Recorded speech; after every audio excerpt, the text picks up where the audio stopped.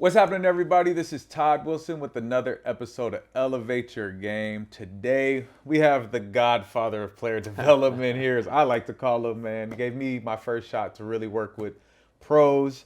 He is the founder and CEO of Impact Basketball. Man, that the trainer of many NBA legends, all around basketball guy, Joe Abunassar. Nice to see you, Todd. Thanks for having me. Man, thanks for coming down. You and got it. Being You on got the it. show. We love to start the show with the wall of hoop movies. Your favorite hoop movie of all time and why? I think I know what yours is. Yeah, it's a pretty giveaway. So when I was 16 years old, I read a book called Season on the Brink and about Coach Knight at Indiana, and I walked into my mom's room and I said, I think I'm gonna be a basketball coach, and she said, what? And I was just a high school player at the time, but more so a lacrosse player basically than basketball. Played basketball, but also my main sport was lacrosse. And the book just touched me in a way that I didn't. Coach Knight just passing away recently, obviously, was a lot of memories brought out. But anyway, saying that, I'm from Michigan, I'm from Detroit. Getting my way, I don't know how. I worked 5-star camp in the summer, and I found a way to get in touch with Coach Knight and became a manager at Indiana. So Indiana basketball to me is like just kind of where basketball is and that experience. So, when you see Hoosiers and you see that movie and my wife is from small town Southern Indiana, and then her sister played in the state championship from Washington, Indiana, and the whole town.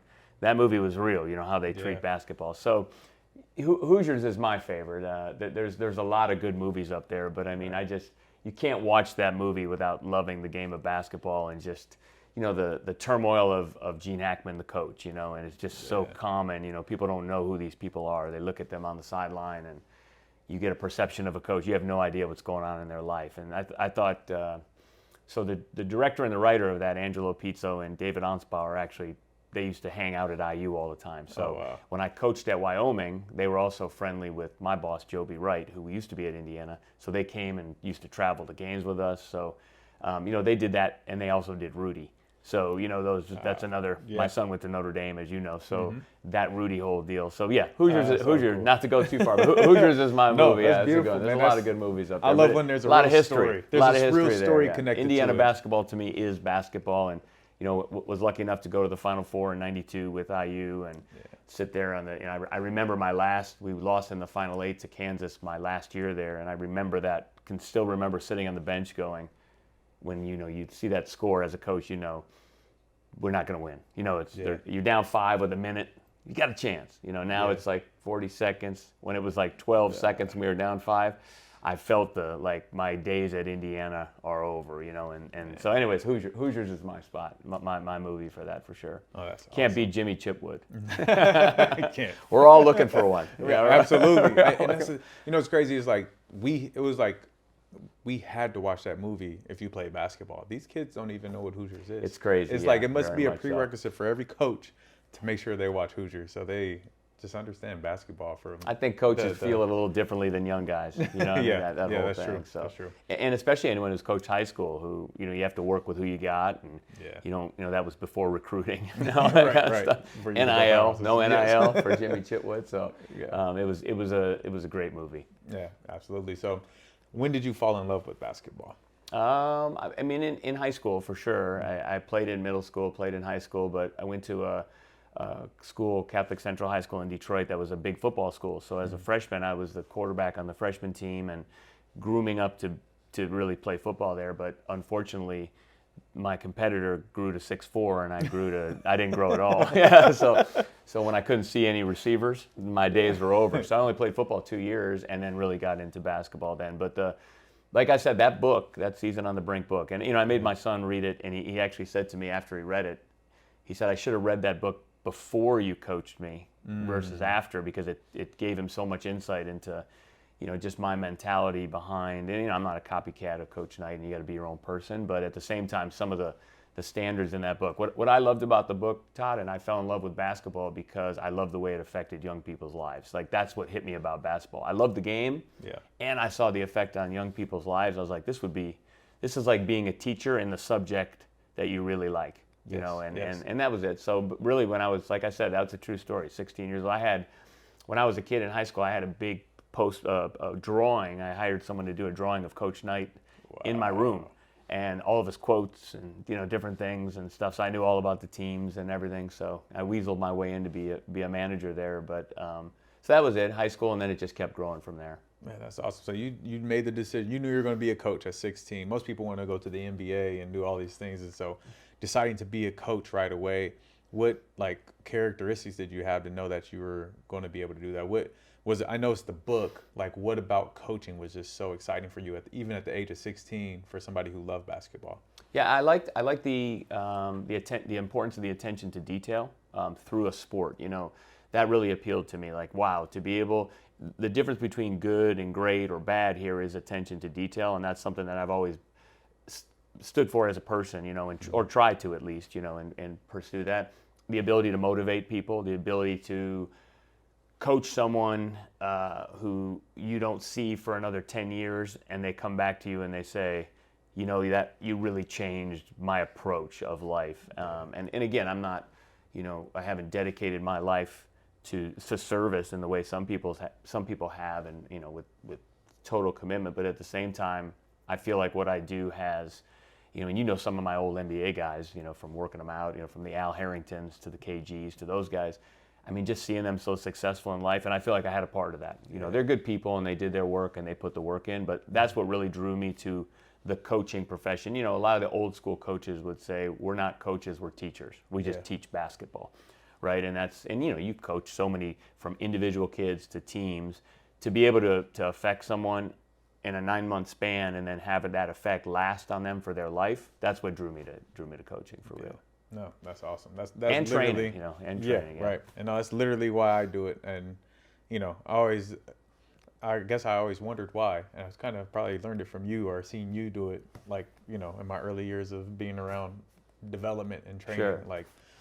You really have to. You can tell, it's never a job to me. I won't sleep at night when some of my guys aren't doing well, or not if they're missing shots. I mean, that kind of stuff happens. But getting guys, I have a lot of, as we talked about before the show, a lot of young NBA players that becoming a professional, how they approach things is part of their success journey.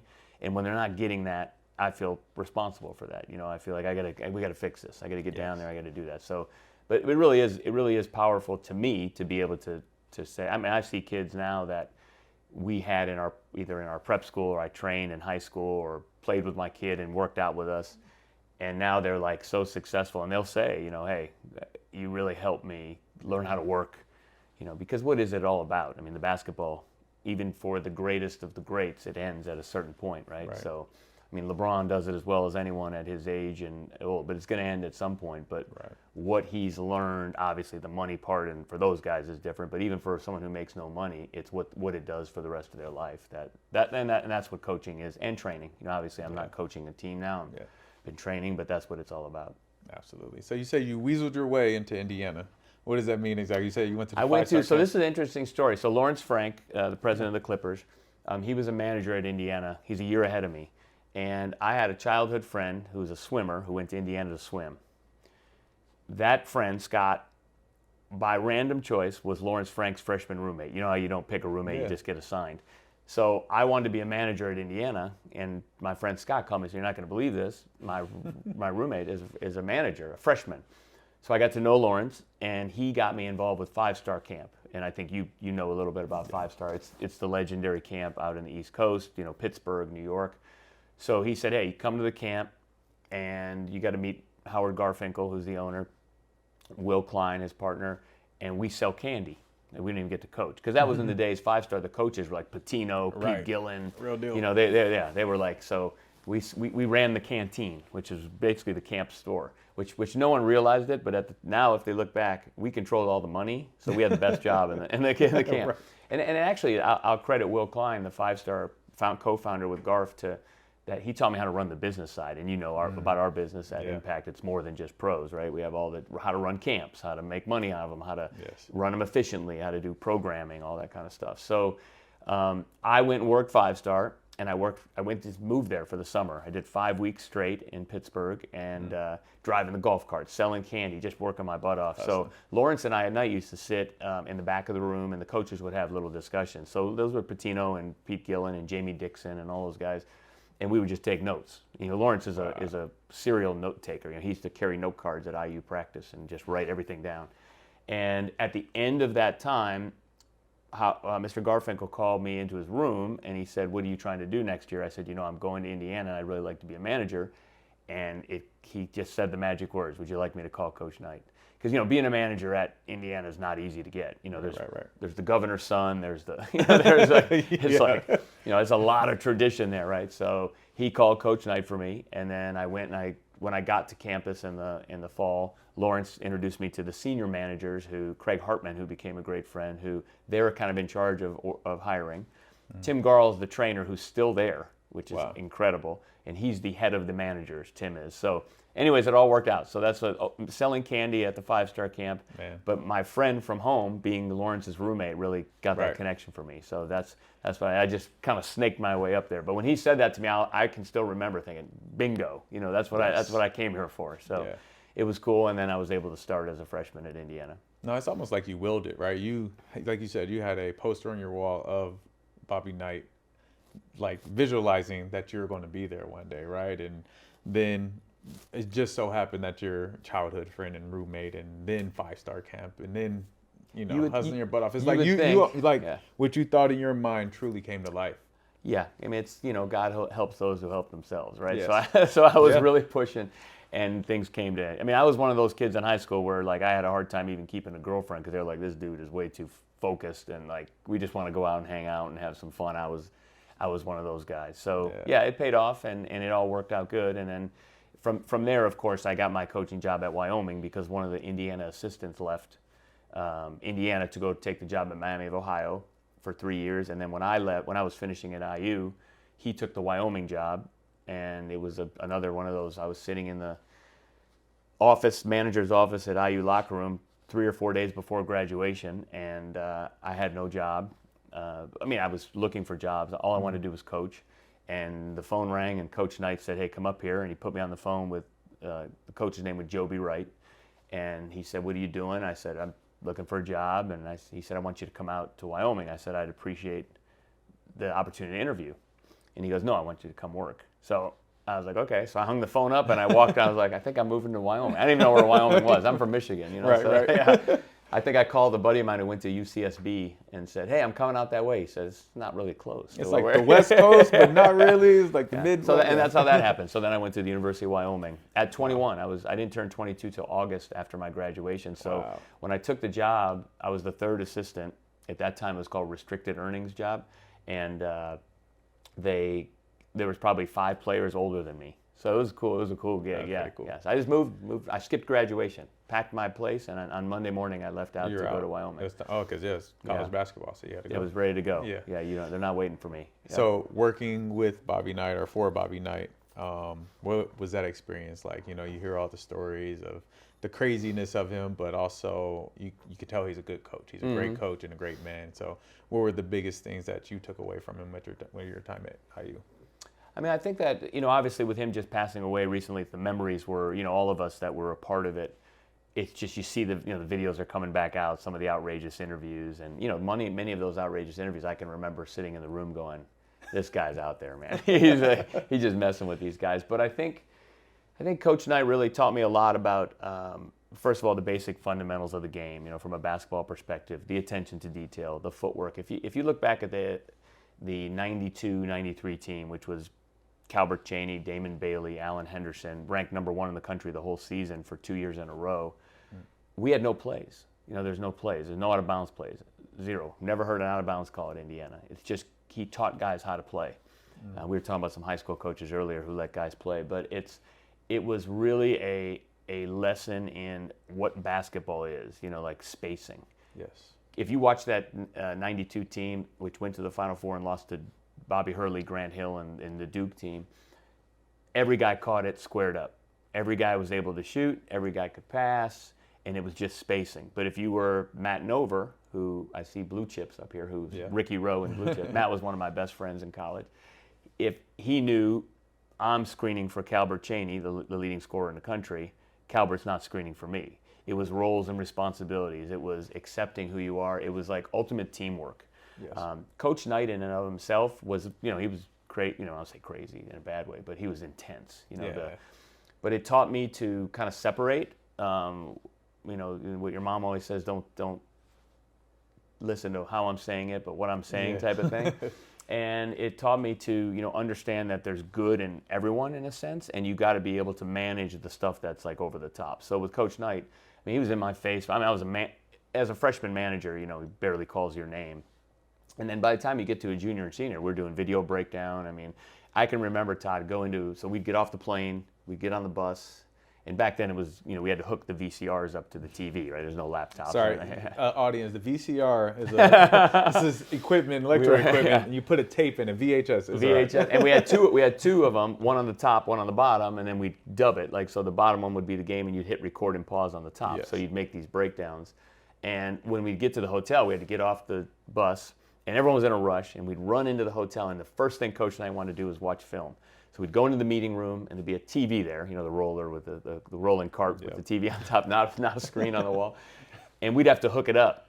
And it was just two of us, so we would hook it up, and there was like this tool that took the coax. Long story, but when you hooked it up, and then you turned it on, you would just pray that it worked.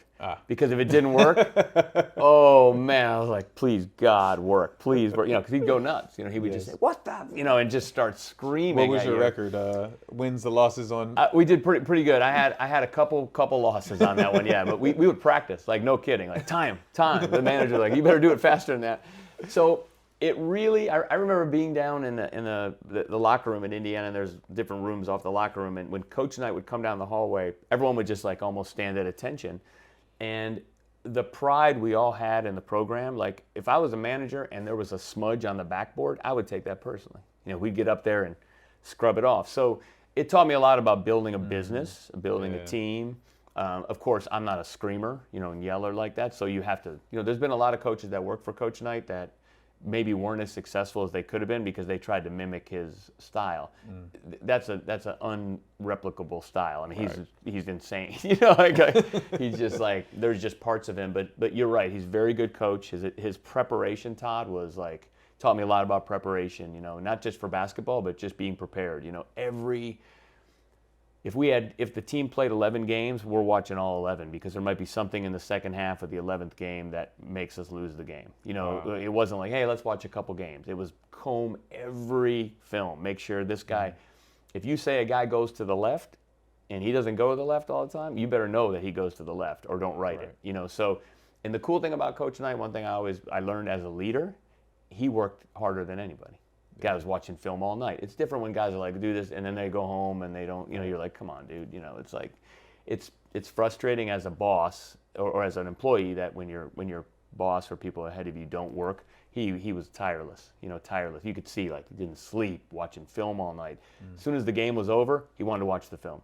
There's coaches saying, I'll watch it tomorrow. That guy, he didn't care what was on TV or what he was watching the film. So obsessive, a lot of discipline and obsessive for the game and loyalty. He took care of people that helped him. And look, he made one phone call for me, and I became at that time the youngest Division I coach in the country. For however long until someone younger got hired, and I was like, wow, I got a job. And all the BS for the 4 years, and I have stories like crazy ones, and it was like all worth it. And again, as a dad, as someone teaching my kids, it's like sometimes you got to go through that kind of stuff to get where you want to go.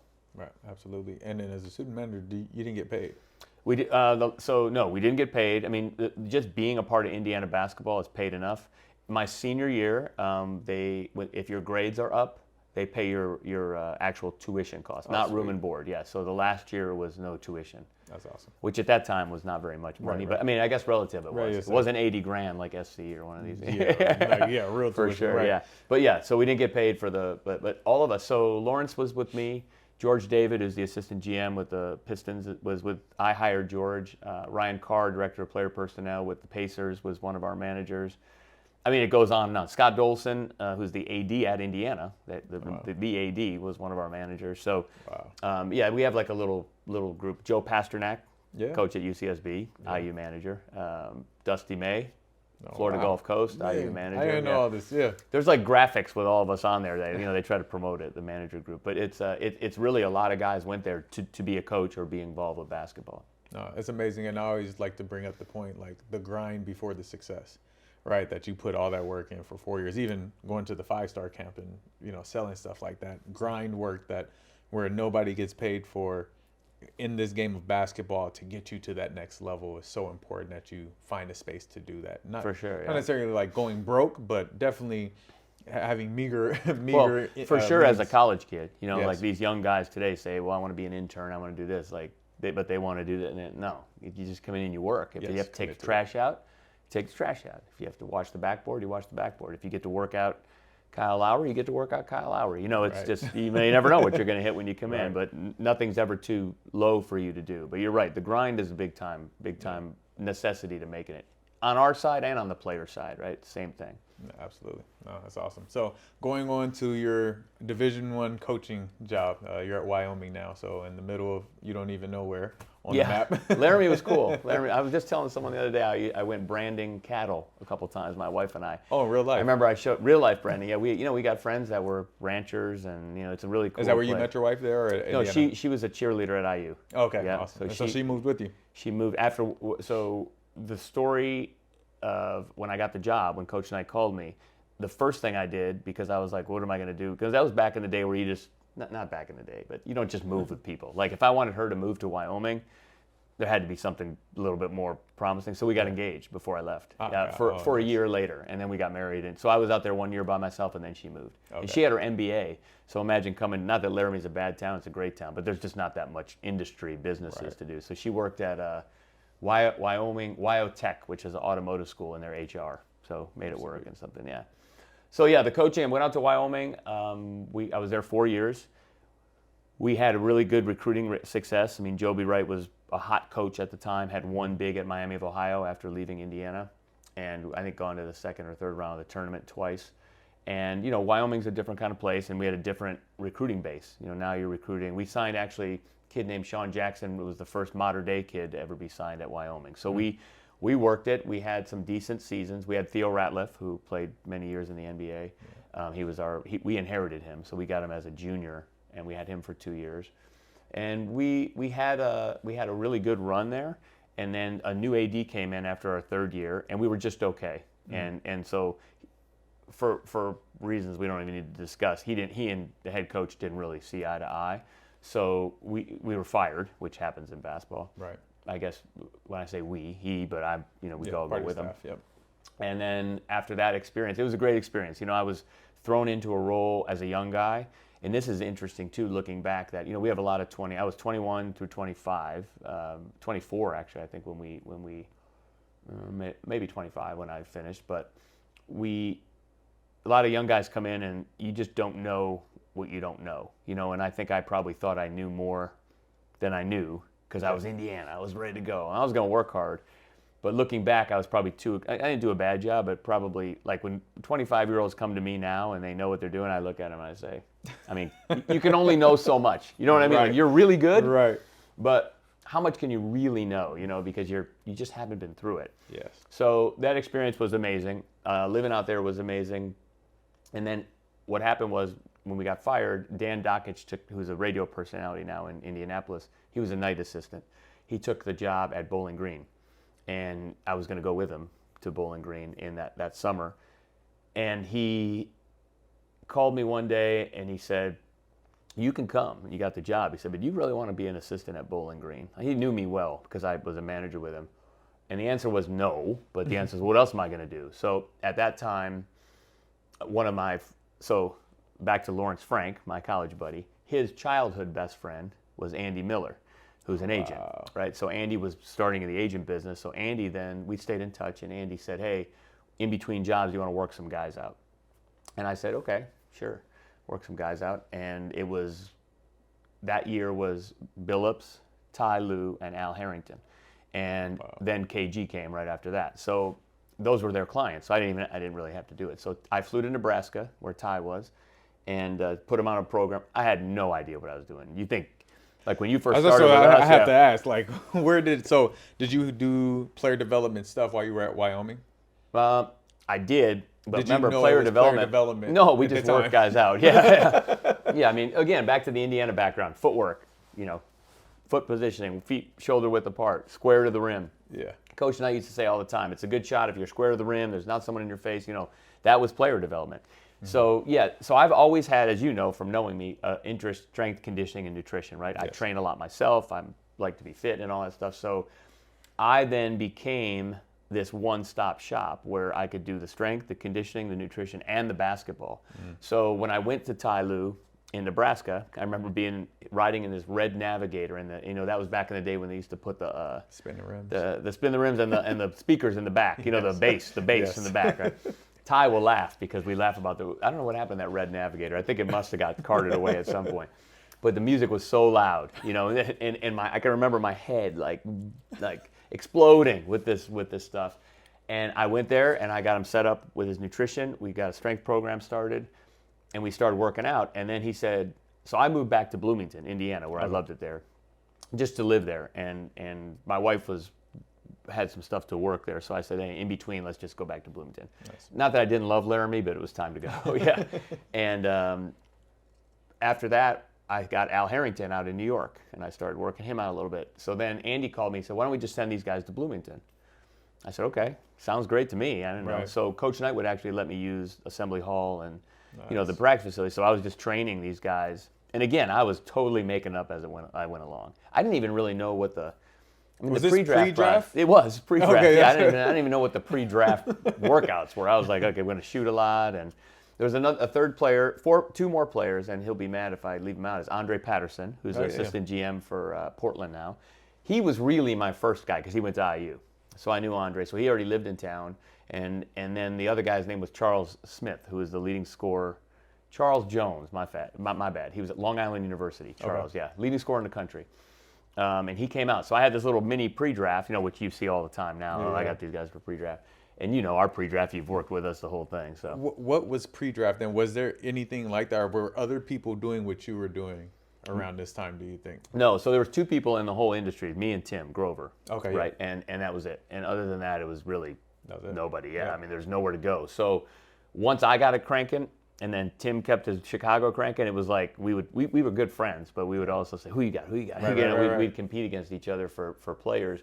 So yeah, I just started working those guys out, and then I decided not to go back to coaching. I was like, you know what? And what I did, and you can identify with this with all your different business stuff, is I ran their summer camps. So like I did the Kevin Garnett camp in Minnesota, instant sellout. That was back in the heyday, like 500 kids in like one day. It was like, okay, this is a good business. I was like, when there wasn't 1,000 camps going on the same weekend. And especially with him, he's the MVP of the league, and stuff like that. And correct, there was no trainers, there was no local trainers, there was no 3 trainers at every high school type of thing. It was where do you send your kid for camp? Oh, Kevin Garnett. I ran Stefan's camp, Marbury's, and trained him. Al, Antonio Davis, like some of these guys I started picking up, and I'd run their camps. So I made it a business. I said, okay, we're going to run camps, and then I'm going to get paid to train them. And I was like, this is cool for now. And I had no idea like where it would go, Right. but it was fun. Yeah. So that's how I got out of coaching. I just said, I like this. And again, I became pretty sought after by those guys. They're like the agents and everyone involved was like, yeah, send him because he can do everything. We don't have to do the food stuff. We don't have to do strength. He can just do it. So I started flying around to these, and then Ty, Lou, and Al Harrington moved to my basement in Bloomington, Indiana. So, and that was a lockout year. So they stayed there for 6 months. Man. Yeah. So it's the long Ty used to be scared of my dogs. I have labs, right? Or I had labs. He would like come feed him like a little breadstick from the basement. He'd peek the door open, but he got used to him. But yeah, he and Al both stayed with me. So it was that was the beginning of it. And I said, you know what? I'll just stick with this. Wow, and this is 95? This was 97. 97, okay. Man, the beginning of player development, the beginning of pre-draft, like... Pre-draft, yeah. Yeah, it's like you had, you said you were just working them out. Did you start to put together a system, a program that like, hey, this is what we do Monday, Tuesday, Wednesday? I had to, yeah. Just making it up. We tweaked it, as we went through, and that didn't work. And I was really good at body transformations at the time because I understood it, and it was like getting a guy, like I remember Ty when he came in for the draft, I mean, he was a little thinner, and we got some major muscle on him, and we just laughed the other day. He was drop step. John Gabriel, who was the GM of the Magic at the time, came to Assembly Hall to watch me work tie out in Bloomington, and we had him do a drill where he would catch on the block and drop step dunk from each block to block. Now, he's a little guy. Yeah. He just told me the other day, I don't think I can do that anymore. I said, come on, we got to do that. Yeah. But yeah, that's where, and then we started to build a program, and we started to say, well, this is really this needs a program. This needs structure. This isn't, hey, what are we doing today? What are we doing Mondays? What are we doing Wednesdays? As you know now, with our pre-draft program is like locked in, in terms of how we run it. So yeah, that was the beginning of it all. So those guys actually, that was during the 97, and the draft was 98. Yeah. Their draft was 98, and that was kind of my first draft. So this is draft 26 coming up, which is crazy. Oh, man. Yeah. Yeah. Does it seem like it's been that long? Not really. No. Right. It's like you're... What's cool, as you know, is when you work with young guys, you feel younger. So It's like when you live in a college town, no one ever gets older, right? It's like they just keep recycling. So my clients are always going to be almost the same age. So you look at a Lowry who's 37, and I had Kyle when he was 19. So yeah, those kind of things. Now he's got the two kids and the wife versus this little kid from Philly who just had a tough attitude. You know what I mean? Like it's like a whole deal. So you see the growth in the players, but I don't remember ever doing anything else. The coaching part was great, but this has been a good run. Man, that's awesome. And so moving into that next year, so you get new guys, other players off season. So what does the off season look like? So you have this pre-draft group, and then what happens in the off season? Those guys start coming back to you. They were coming back. People are getting sent to you. And how did you build from there in Indiana? Like, were players like, oh, I'm going to Indiana to train? Like, was that a thing? It was. There was people coming down to Bloomington, and so Al got drafted by the Pacers. Ty, of course, by the Nuggets, and traded to the Lakers. So I was back and forth visiting those guys. And, like anything, you get opportunities and you have to take advantage of it. So I was over the top with these guys. I was managing everything. I was creating value in an industry where, like I said before the show, I was telling you that there were no player development coaches in the NBA. Right. There was the 3 assistants and the head coach. And that was it. And one guy had offense, one guy had defense. I don't know what the third guy did. There's no recruiting, no nothing. There was a trainer and a strength coach. No physical therapy team, no sports scientists, no nutritionists, these guys now have something for everything, right? 5 physical therapists, 3 this, 3 of that. So we created value in what we did, and what I did is I really showed the value to some of the franchises. So with Al being in Indianapolis, me being in Bloomington, I was there a lot, and I built a really good relationship with Donnie Walsh and David Morway, who was the assistant GM at the time. And then Al, just being around Al, then I got Austin Crozier, then I got Jeff Foster, then I got Antonio Davis, who was the big guy because he was an all-star. Jeff and Austin were good players, right? Yeah. Then they had me reform, I would say, my man Jamal Tinsley, get his body in shape. If you remember Jamal, he was one of the great passers. Then I got Primoz Brezic. So at one time I had 9 Pacers, so they just put me on like a retainer. And so instead of hiring a player development staff, so then the Raptors did the same thing. Glenn Grunwald, an IU guy, was the GM in Toronto. They did the same thing. So now the off seasons became busy with those veteran guys, and we would just keep picking up guys. So the Bloomington thing, I love Bloomington, right? It's college town. I was kind of like I had my little areas of where I'd go and stuff. And the players, of course, the pre-draft guys loved it because it was college town, right? So they're only 20, 21 years already. Like, oh, this is great. Fresh new social life, for all of us. But the pros, they were like, okay, we're not going to go to Bloomington. Chauncey came one time, and we started getting them going. And that's when the IMG thing came about. So in 2000, the guy from 5 Star called me and said, hey, the people from IMG called and said, we want to start basketball, because they had tennis, golf, soccer, baseball. And they asked if we were interested, and we said, no, you'd be the perfect guy. You got pros, so you could create marketing, and you know how to run camps, and you know how to run programming. So I took a visit down to IMG in maybe like April of 2000.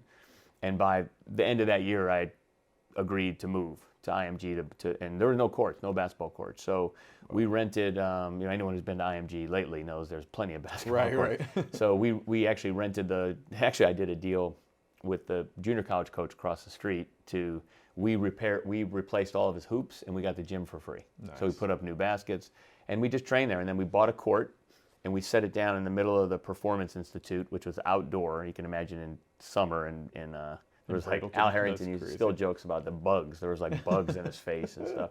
We just dropped it on the turf outdoors, so we would use that to shoot. But when we played, we had to go over to the junior college because it's too hot. And so that's when it really changed. So from like 98, 99, 2000, I was traveling. I was picking up new guys. I was, flying. Antonio got traded to Toronto. I'd fly up there with him. But I realized I really need a place. You know what I mean? Yeah. It's hard when you're traveling to this guy because, again, as we were talking about earlier, if I have 8 players and you visit one on, February 1st, by February, and you go to the next guys, it's time to go back to the first guy again. So you just keep traveling, and then how effective are you? 3 days, 3 days, 3 days, every 2-3 weeks. I mean, it's not a lot of stuff. So I figured out that was my best bet. And honestly, that's where, and you've been to our facility and understand our business at Impact, it's more than just the pros, right? And that's where I learned it at IMG. It's prep school, it's summer camp for kids, it's international teams, as you know from training some of our Chinese teams. So were you running all of that at IMG? I was. So I was the director of basketball. Yeah. So I was in charge of building basketball. Yeah. Oh, so I went down there and I was there. And, our first academy year, we had like 6 kids in the prep school, but there was no rush. I mean, obviously, it's not one of those like startups. Right. So IMG at the time was still owned by Mark McCormick. It was a family business. It was before, Endeavor and all this stuff where they blasted the money into it, and now it's like a mega campus. I mean, it was a tomato farm when we were there. I mean, it was beautiful, but it was like small little shack buildings, and the dorms, what they are today, were not that way back then. They were okay. So yeah, I was in charge of building the basketball from the ground up, from the camps to the prep school piece of it to the, obviously bringing my pros. So those guys like Sarasota, Lou and Billups, because they had their own they got condos downtown on the water, and then they'd come for, August 1st till September 20th, and they would just live in Sarasota. So that was 01 is when they started down there. So it was like a cool change for me. And again, that was when I switched, I think, from being like a trainer to like running a business. Yeah. You know what I mean? And as you know from being in the business, it's an important change, to be able to switch your mentality of, I'm not just booking appointments anymore. I'm running a business. So and that's what I had, an unbelievable model because Nick Bollettieri, who also just passed away this year, he was doing the tennis at IMG forever. David Ledbetter did the golf. So basically, they slotted me in the basketball. I became the name on it with my pro guys, and then but the business model was already there. So I just had to pay attention. It was like, okay. I remember the first, you'll appreciate this, the first summer I was the guy Greg who had hired me, who ran the academy. I said, man, $750 for a basketball camp, which at that time would be equivalent to whatever, double at least today. Now I think it's $3,000 a week down there. But I said, I don't know if you can get it. He said, you'll get it.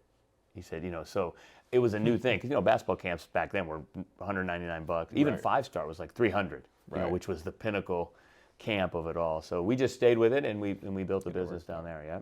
Man, you set the value because you were given the value, and people decided. He was right. He was right. People will, if you do it right, it's worth it. There's enough people that will do it right. Man, that is crazy. I didn't know that. I knew you were a part of IMG. I didn't know you were the beginning of IMG basketball itself. Yeah, we started. Yeah, I did. They were great to me down there, and when I left, they let me leave. Like they were like basically saying to me, "This is going to get kind of corporate now. So if you want to go do your own thing, now's the time to do it." I mean, they actually kind of prompted you. Pushed me out and said, "You probably need to go, out and do your own thing," because I didn't want to. It was great down there. How many years were you there? 7. 01 to 07. 07. That's when you came out to LA. Actually, I started Impact the first summer in 06. So what's beauty about IMG is they let me do the summer in Impact because I kind of said, hey, I want to try this out in Vegas, and maybe we build it as part of IMG.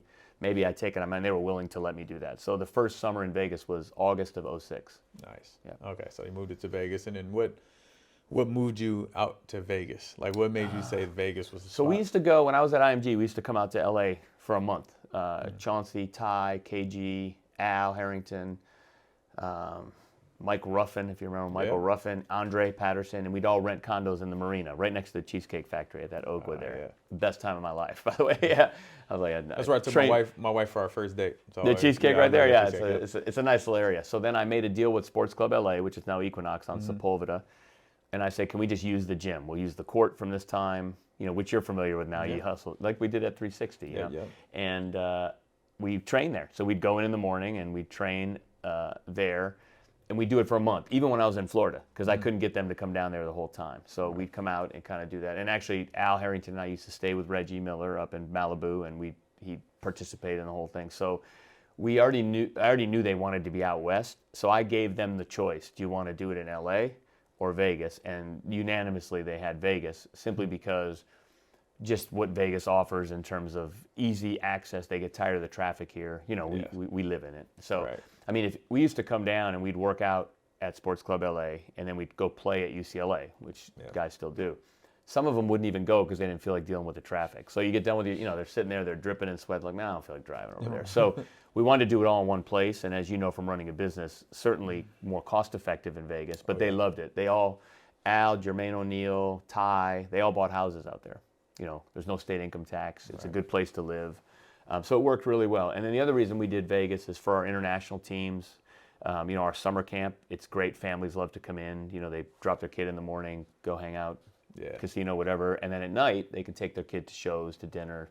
So it became like just, full great. On attraction. We didn't even really understand that, USA basketball, Summer League wasn't what it is now. Right. It was in Long Beach during that time. Long Beach, right? Vegas. There's a couple teams in Vegas. Utah, Phoenix.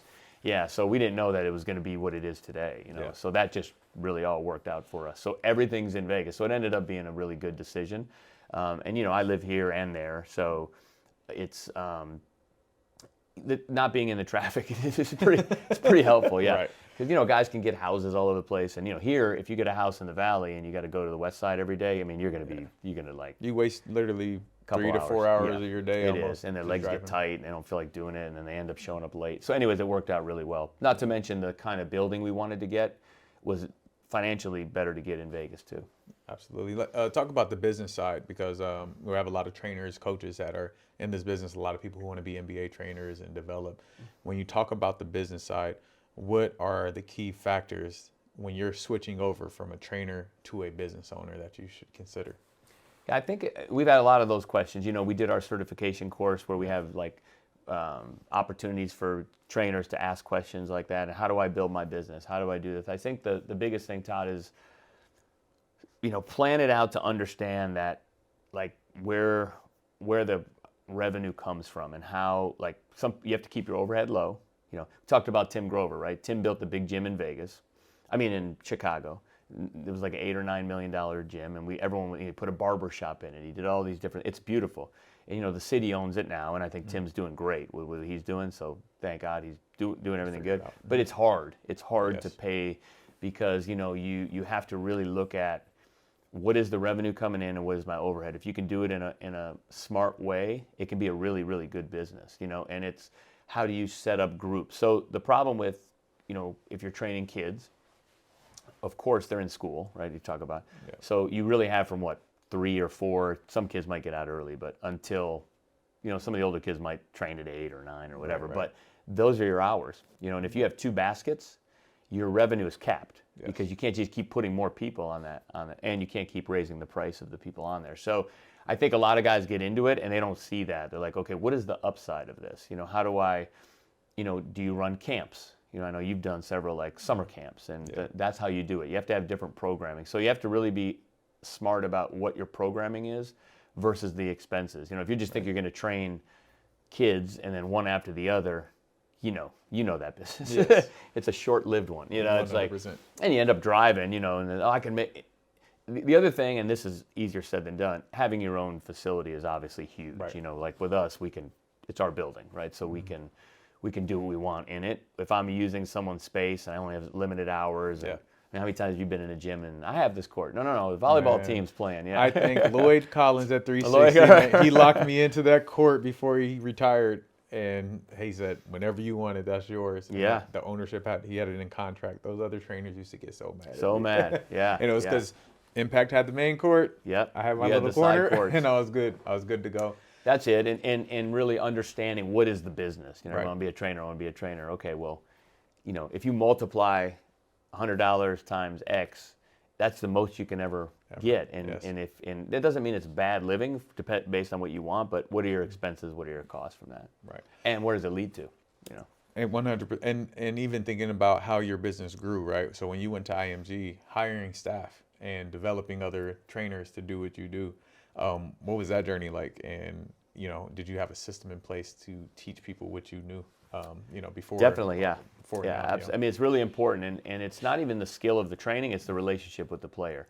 So if we have Tyrese Halliburton in our gym, the first thing I'm going to do is work with him, and the next day someone else is working with him, because you have to let him know it's a system and not me. Right now, it is me because I'm the one.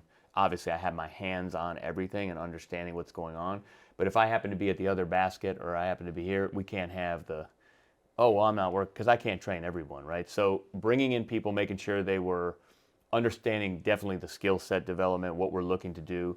You know, from our drill stuff, it's fast paced. You know, we don't do a lot of talking during our workouts. It's, some people might say, well, it's just a lot of reps. Well, it is, but we also have a strategy behind that we're going to do our talking in breaks, afterwards, maybe bring them back later. If I see someone's footwork off, I might let it go a little bit. I'm not just, you know, some of these guys are talking every rep. Yeah. You know, we also don't do a lot of, like, I don't say gimmicks, but, you know, different things that different trainers do, which are fine for what they do. We keep it very much in the scope of basketball. You know, like if we're working on ball handling, we'll probably do it more. We do a little of the, you know, standstill stuff, but do it a lot more with traps and people coming at you and understanding how to control the ball when you're being pressured. Yes. So, but again, I have interns that can guard, and, you know, some people that have them in the, if it's me and the guy on the court, you're a little more limited, right, than Yes. you are if it's, I have 6 different people out there, one passing, one with a hand up, one trapping from the weak side, you know. So, you know, working on closeouts from the corner. We have actual closeouts coming at you versus catch it at a cone or whatever. And I have nothing against cones. You use them for markers on the floor. I know people make fun of cone, but No, not you're talking really, about yeah. just shadow boxing, like actually emulating the game. Yeah, we do a lot of situation. that. So that's important that my trainers do that. And then, yeah, you got to keep them. It's really a motivating thing. You know, like how many times have you gone to a workout and there's no energy? So there's certain players I work out that bring the energy, and others I already know I got to bring the energy. Like, you know, when I worked KG out for 20 years, I mean, I had to bring nothing except for my attention to detail, right? And there's other guys, I was like, okay, here we go. And my trainers need to understand that. So the education of the trainers is not only from a technical standpoint, in terms of footwork, we cover all that, you know, where we like stepping into shots, right? Yeah. Doesn't mean you can't hop into a shot when you're coming from an angle, but we want to teach the fundamental base of stepping in and then building from there. Yeah. That part is pretty much non-negotiable with us. And then the motivation part, like if I see a guy out there, he's not going to work for me. You know, I'd rather have a guy who knows nothing, who's got a ton of energy. You know what I mean? Because it just means everything. You know, we can help the know nothing. We can't help the energy part. You know, and how are you approaching? That's that how I stuff, started, yeah. guys.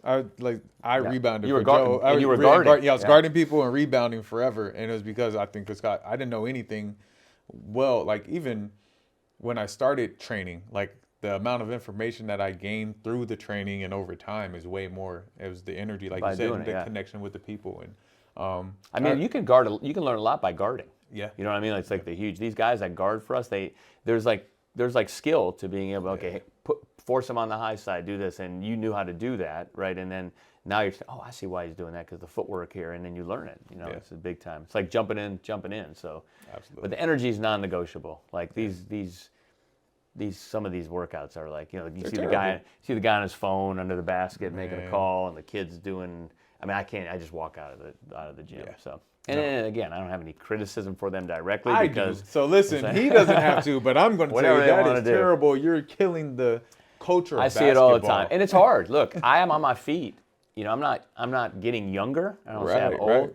but we started at 8. I'll still be feeding balls to guys at 4. Yeah. That shit is hard. He is the all-time assist leader in basketball. And rebounder. Yeah, yeah, period. But Just it's hard. You know, sometimes my forearm cramps. Yep. You know, so you'll see me like. I learned that from you. People were like, why are you throwing that's underhand? Like, you'll understand. Yeah, like, it'll when you like throw this start, many and passes. especially like when the draft starts, because I haven't been working guys out as much over the winter. Yeah. The first week, I can barely straighten my arm out. Yeah, so. And it's funny because my staff the same way. We rotate. I said, you got an arm issue today. He's like, oh man, my arm is killing me. So then you got to learn. So I crashed on my bike and had elbow surgery 2 years ago. So I had to go left hand. I can do both now. Yeah, I had to do it while I was gone. So while I was getting my right arm back. But yeah, the energy and the bringing a staff. And yes, at IMG it was where I had to really build a staff and understand, you know, what made money, what didn't make money, how the staff works, what clients respond to, what they don't respond to.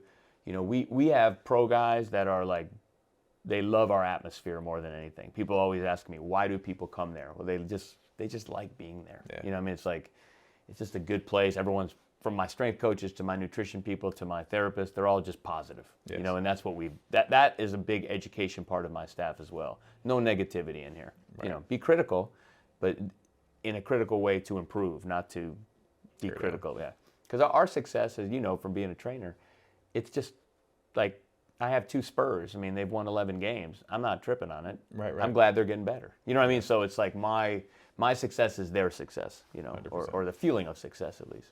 Yes, absolutely. So you have, out of IMG, you moved to a spot in Vegas, or you started training in Vegas, and then you were in LA. We're in at LA, the Sports Club LA. Sports Club LA first, and then we moved to the I don't know what it's called now, where the Galaxy is. It was the Home Depot Center back then, then StubHub, and then that's when Gio started training with you. That's when Gio, because he was at Cal State Dominguez Hills. Yeah. Oh wow. That's how we met Gio. Remember, you know Max Ward, he was So Max helped us, and then he introduced me to Gio. Oh wow. Yeah. And so you have, and then when did you get connected with Drew? Drew was an intern for us at the Home Depot Center, whatever it's called. I don't know. The Galaxy place. He was an intern in probably 08, 09, and then that time, so I had another guy working for me who left to go work for Wasserman, one of the agencies, Rob McClanahan, and then Drew. I said to Drew, "You want to take Rob's spot?" And he's like, "Sure." So that was, I think, in 09, I think. Yeah. Wow. He was a young guy. Yeah. He had come off, and you know his story a little bit. He had come off like I don't know where he was working, but in finance, and he hated it, right? He was like happy to be in basketball. So. Yeah. That's awesome. So, all right, so you moved to the Home Depot Center. At this time, you have not just pre-draft, but the summer workouts are, how many NBA players were you training during those years of, you know, I guess it's 07 to 2010-ish? Right. Yeah, how long? I mean, like how many? 50, you know, I mean, like we had, you know, from Corey Maggette, Katino Mobley, Damon Jones, of course, Ty, Chauncey, Tayshaun, Al, the core group. Yeah.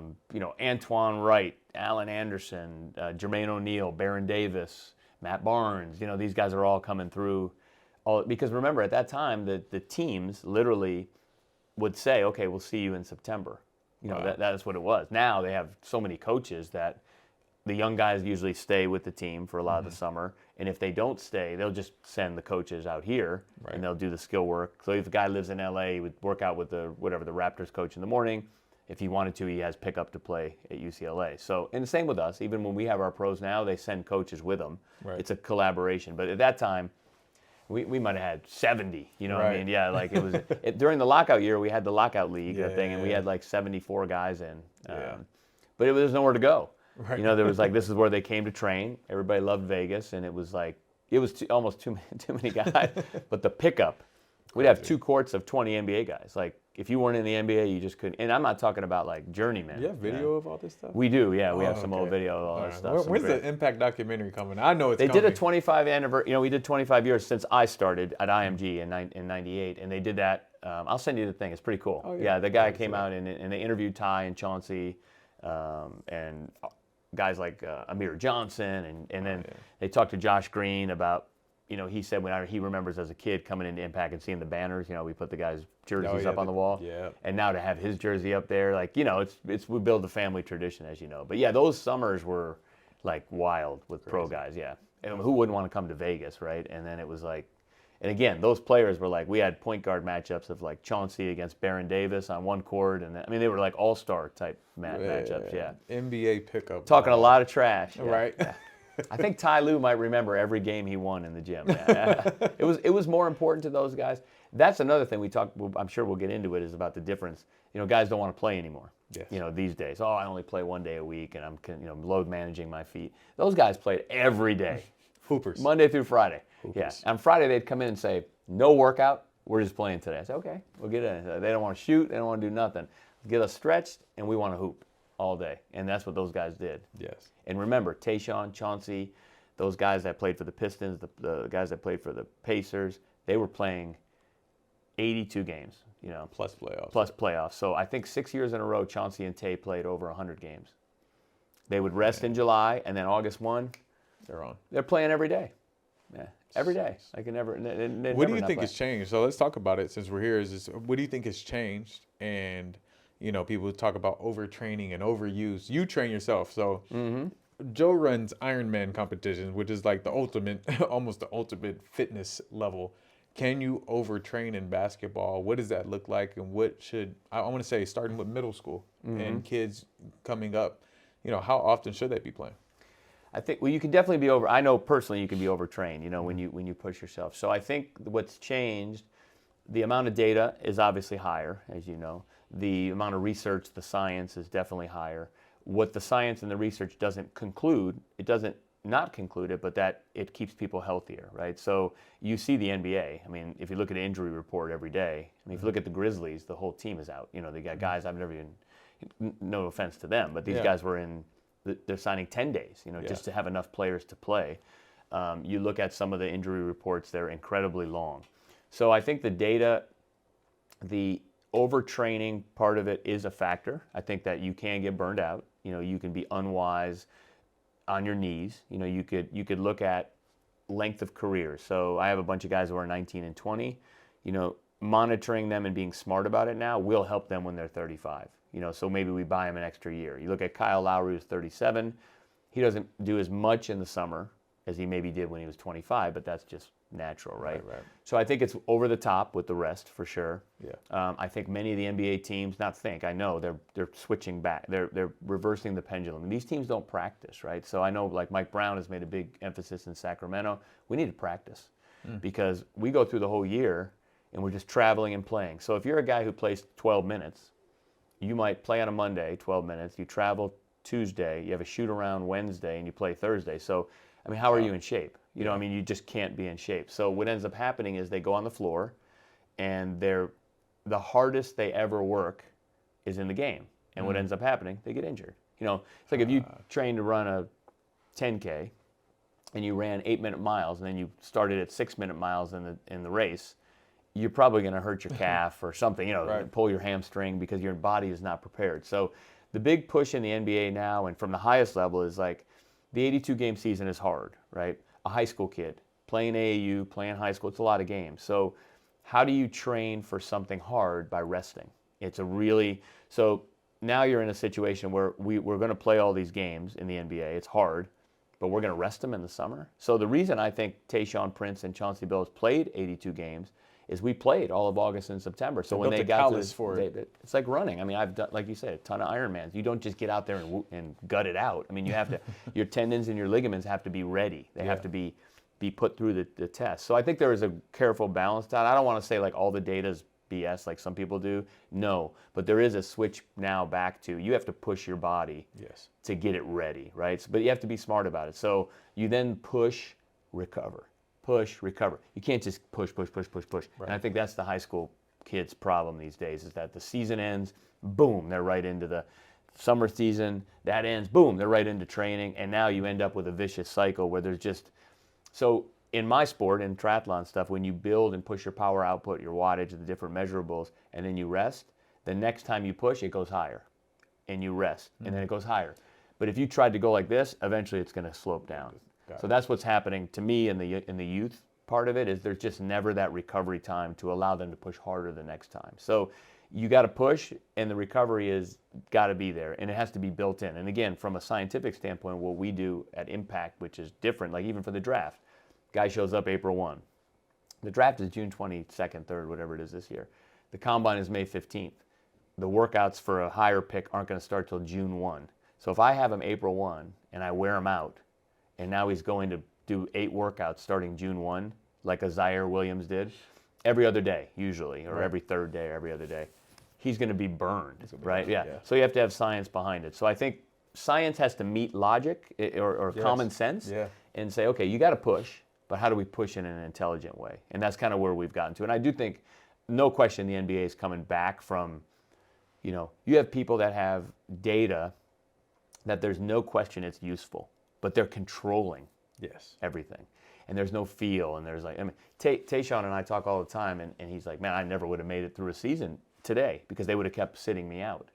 Because, my knee hurt, this hurt, that hurt. And nowadays what they do, any sign of that, especially with a guy who's just signed a deal or like this, I have 2 Spurs, so I watched every game, like Victor Wembanyama, he's starting to, he played great last night, but you can see he's starting to wear down a little bit just because it's a long season. He never played more than 40 games. He's in game 50 now. So, and he's getting pushed. He's getting bumped, by dudes a lot bigger than they played in France, right? So now it's a matter of, okay, what are we doing with him now to make sure when he's 26 or 30, he's healthy, right? So that part of it is very well taken, I think. But you can't get overtrained. And I think I was a parent too with stuff, and you just want to keep playing. You just want to keep training. And you got to train more. You got to do more. You got to do that. There has to be some sort of sensible recovery.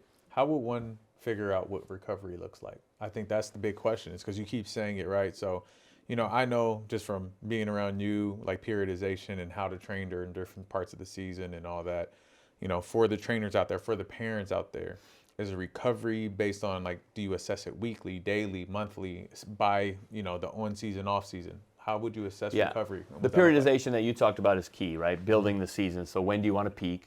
For a kid now it's difficult because you want to peak all year, right? Because some of these kids, the summer is more important than the season, right? They have to do it. So I think you have to build in to rest for a week is kind of like, so we would call it active recovery. You don't have to just lay on the couch. That's not what we mean. But, for example, you see a lot of high school programs that they're going to have a conditioning program in the summer, and they got kids on a track. It's like, what are we running on a track for in the summer? I mean, it's pounding on the body. It's pounding on the joints. Why do you need to be in shape in August? You know what I mean? So my thing would be to address the skill deficiencies and the strength deficiencies at certain times of the year, which would be the spring. And then the fall, because you got summer basketball, and then obviously May, I guess April, it kicks in now. So from now until July is really the higher, not now, but maybe March 15th, say. Yeah. So you have, let's say your team loses in the state playoffs next week, or some of them already lost, right? It's already going, So this is like the February month should be kind of an active recovery where maybe you're working on your ball handling. Maybe you're getting stronger. Maybe you have a kid who, this is what we try to tell coaches all the time, is that use this time now. The kid who missed the rebound 2 weeks ago to cost you the game, he could be putting that muscle on now. Yeah. So next year he doesn't miss that rebound. Use this time to do, and again, lifting weights and stuff is not pounding on the joints. So I would use the spring and the fall to really make it a corrective time. Guy doesn't shoot the ball well. Well, now is when you get into the mechanics of shooting. Yeah. Nothing wrong with putting some shots up. I'm talking about the games and the playing and the banging. Like, there's nothing wrong. You have to back down. So I would build in times in the spring and in the fall to really back down. But during that back down time, maybe take a week off, but build it to where kid can't pass with his left hand, can't dribble with his left hand. Let's work on that. There's nothing taxing on the body that way. So we have the way we do a pro, right? And like, if you look at, say, Zaire Williams, who's a local kid here, last year year 2 he struggled with some injuries, and it was all tendonitis issues based on quad strength. So we built a plan for him with the day the season ended that mapped out every day till the season started, where we had no 5-on-5 until August for him. Doesn't mean he couldn't shoot, doesn't mean he couldn't do it, but we limited cutting and we gradually increased the cutting. But the front part of the program was focused on his strength. And he's a skinny kid, as you know, so he put on 10 pounds, right? So zero, he actually hurt his finger the other day, so he's out right now, but that had nothing to do with it. Zero problems with his knees this year, zero. Wow. So, but a lot of people would have, so while he was with me in Vegas and the pre-draft guys were playing, he's like, let me get in here. I was like, no, we're not doing this right now. You're focusing on your strength, and then let's just get we can get shots up, we can work on your handle, but in order for you to take the next jump as a pro, you got to get stronger because the injuries are keeping you back. So that's what we focused on. So I would do that with every kid, and say, okay, what are your issues this off season, and what can we address without pounding? But the whole, how 5 games a weekend, 3 games a weekend, I mean, you do it from start to finish. Yeah. How does one navigate that now? I know with like high school AAU is a different thing. You're playing for coaches. That's the time to perform, right? You go to, EYBL or one of the circuits and you have to play 4 or 5 games a weekend, for a few weekends where it matters. For someone who's in middle school or even a freshman and sophomore where colleges aren't necessarily looking at you, an average player, where colleges aren't, like, they're not really looking for you at that time. How many games should they be playing? How many weekends should they be playing with the demand of a coach and a team putting on them, hey, I need you to play this week, I need you to play again? Like, how do you navigate that now?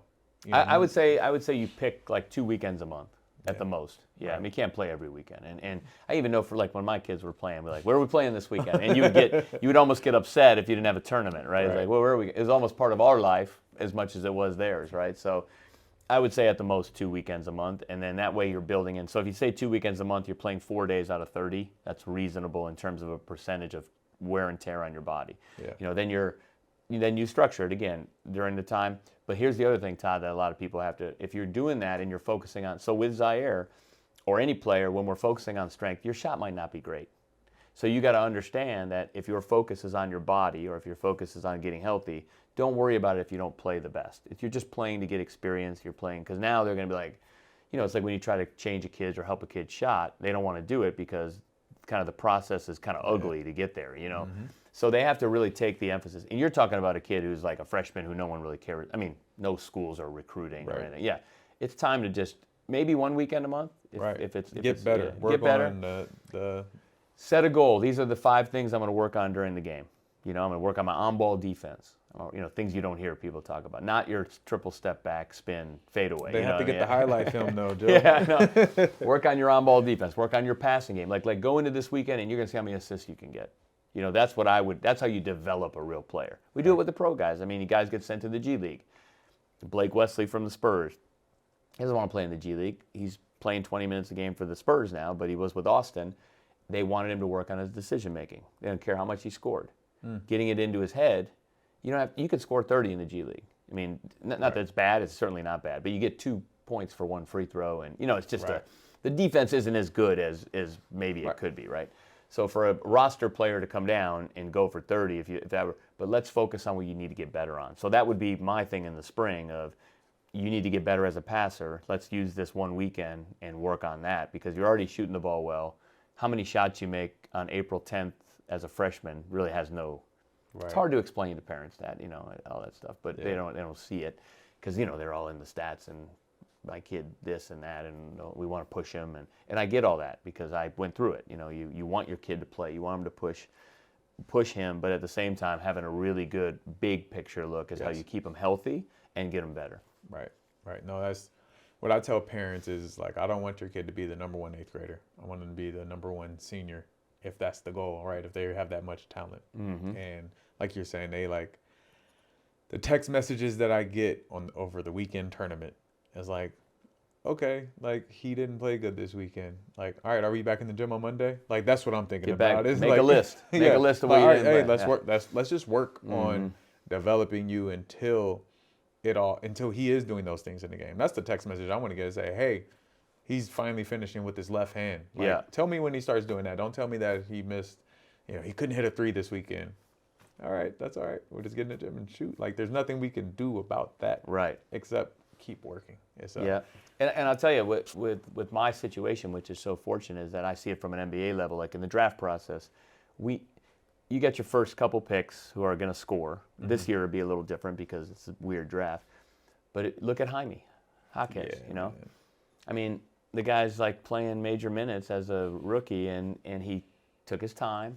He used to, excuse my expression, bust our behinds because he's the same age as my son. So we'd go out to Camarillo and play, and he would be like, just this floppy-haired kid on this Camarillo local team who, it was like the Camarillo, the blue team. I don't even know. You probably know. I don't even know their mascot. Or whatever it was, yeah.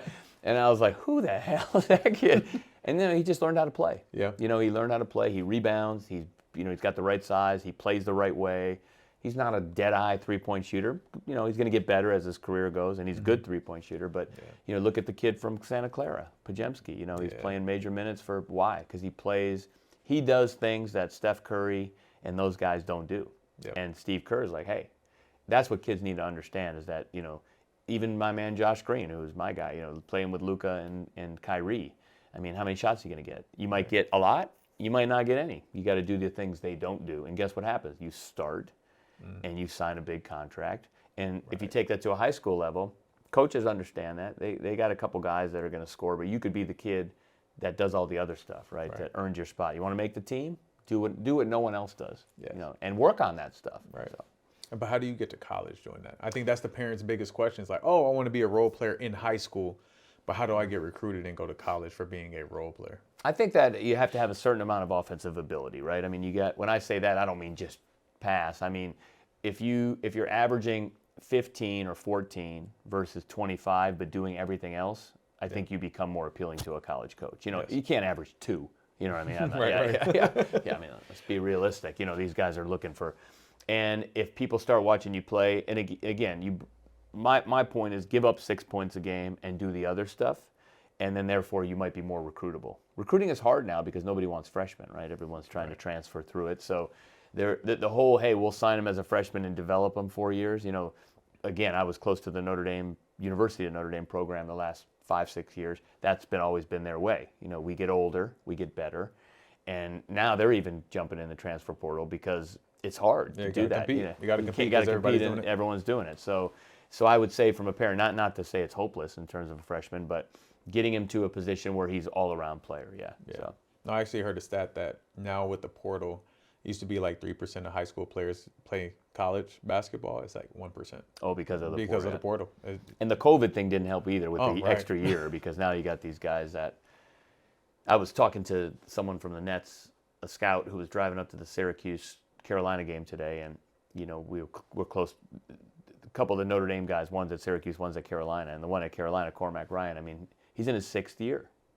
Wow. So he's a great player, a great kid, and good for him that he's doing that. But he went to Stanford for a year, Notre Dame for 4, and he sat out a year for a transfer, and he had the COVID year, so he had 1 more year to go, which is good for him. He went, and now he's playing at Carolina. But I mean, that's bumping someone from Carolina, which bumps someone from Carolina Wilmington, which bumps someone from a D2, which bumps someone from a D2. Right. It trickles all the way. We have our prep school too in Vegas, where we have the same issues.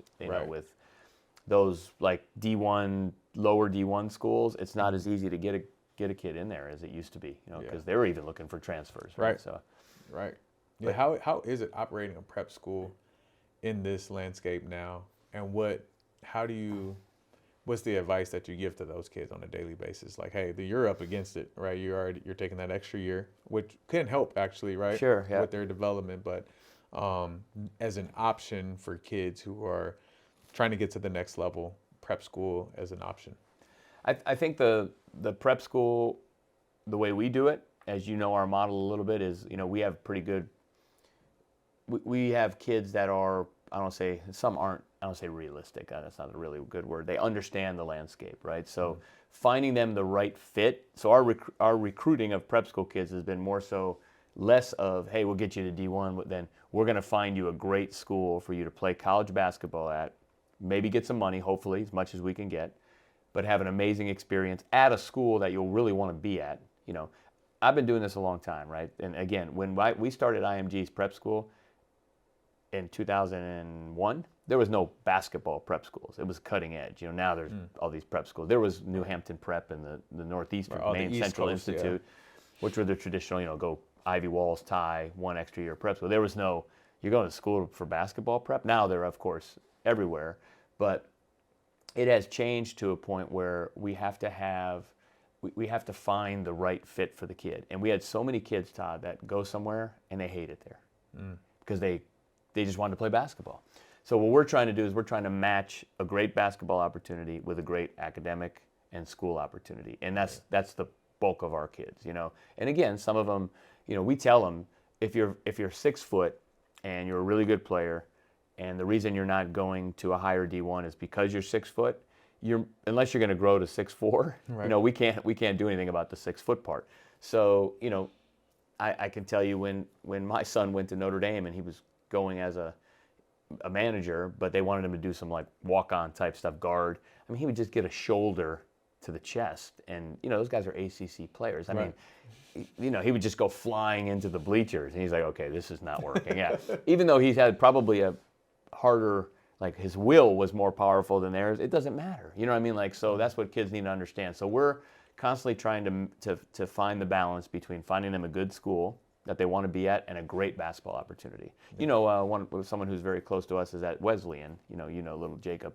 Oh yeah. Yeah, I mean, what a great school. I mean, it's a Division III school, high academic, storied basketball tradition, having a great experience, but loves the college. And those are the kind of things that we try to do. Again, we do get some kids that'll go to D1, but most likely those are the 6'7s and the kids Bigger that are guys, yeah. the bigger guys. So. And again, we don't rule out anything. We say, hey, we're going to go for it, but we're going to be realistic in how we approach it. So it's gotten harder with the recruiting with the transfer portal. 100%. I mean, junior college becomes an option, which Right. a lot of parents not really into the whole, go to JUCO for nothing wrong with junior college, of course. Right, and but, they have to understand what it's for and what it's how for. to use it the right way. A lot of education involved of 100%. what it is, yeah. Like, this is why you're going there to get to the next level, And we try to start with, what is your ultimate goal? What is your ultimate goal? To have a great college experience playing basketball. Right. In front of, you go to a D3 game at Claremont McKenna, there's 50 people at the game. Is that what you want to do? I love the game, so okay. Because that school is amazing, and you're going to get in there because of basketball, and you're going to use it for your education. You have teammates. You're going to, all the stuff we know to be part of college basketball that you can't replicate with just being a normal student. So. Right. Yeah. So you've been a part of many transformations of NBA players, right, and probably even younger ones that we don't know of. Who are the top, like maybe one, two, or three players that you just seen, like, when you started working with them and kind of showed them the way, right? Your motto is train like a pro, and that means not just on the court, but like the whole, like you said, the whole package, right? Who has had the biggest transformations that you've seen of players that you've worked with, and that we would recognize because we see them? Yeah. I mean, I think he's older now, but Al Harrington. Al was a tireless worker and had to get his body together, had to get it all right. Kyle Lowry, if you look at pictures of him as a 1, 2, 3, 4, 5 years in the league versus when he finally got serious about the professionalism, the training like a pro, and his body, he turned into 6 All-Star appearances and an NBA championship. He's been someone that's been huge to have done that. What did you do with Kyle? We got him to believe, that we got him to believe he needed to do it, and we got him to believe that the reward of doing it was what he wanted, and if you want to take that next step, this is what you need to do.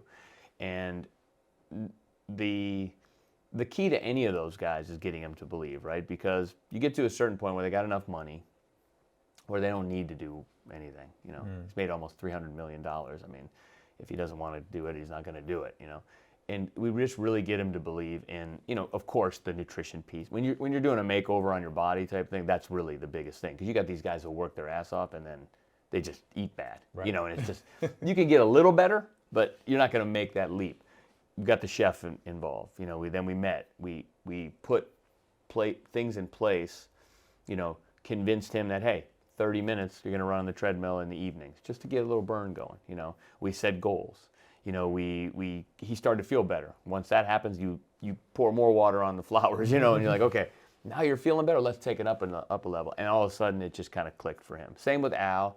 It's not always a weight loss thing. We have guys that, have made it in the league, I'm trying to think of guys. I can find more guys who we couldn't help, like who didn't get it and like would have been, woulda, coulda, shoulda, Right. and aren't, because they were like, and I don't want to name those guys because it's not really nice.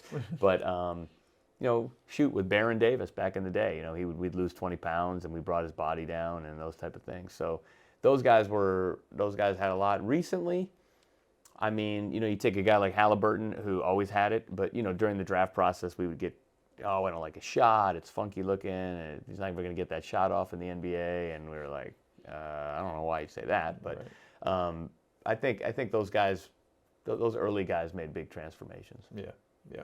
And then you talk about the newer guys, right?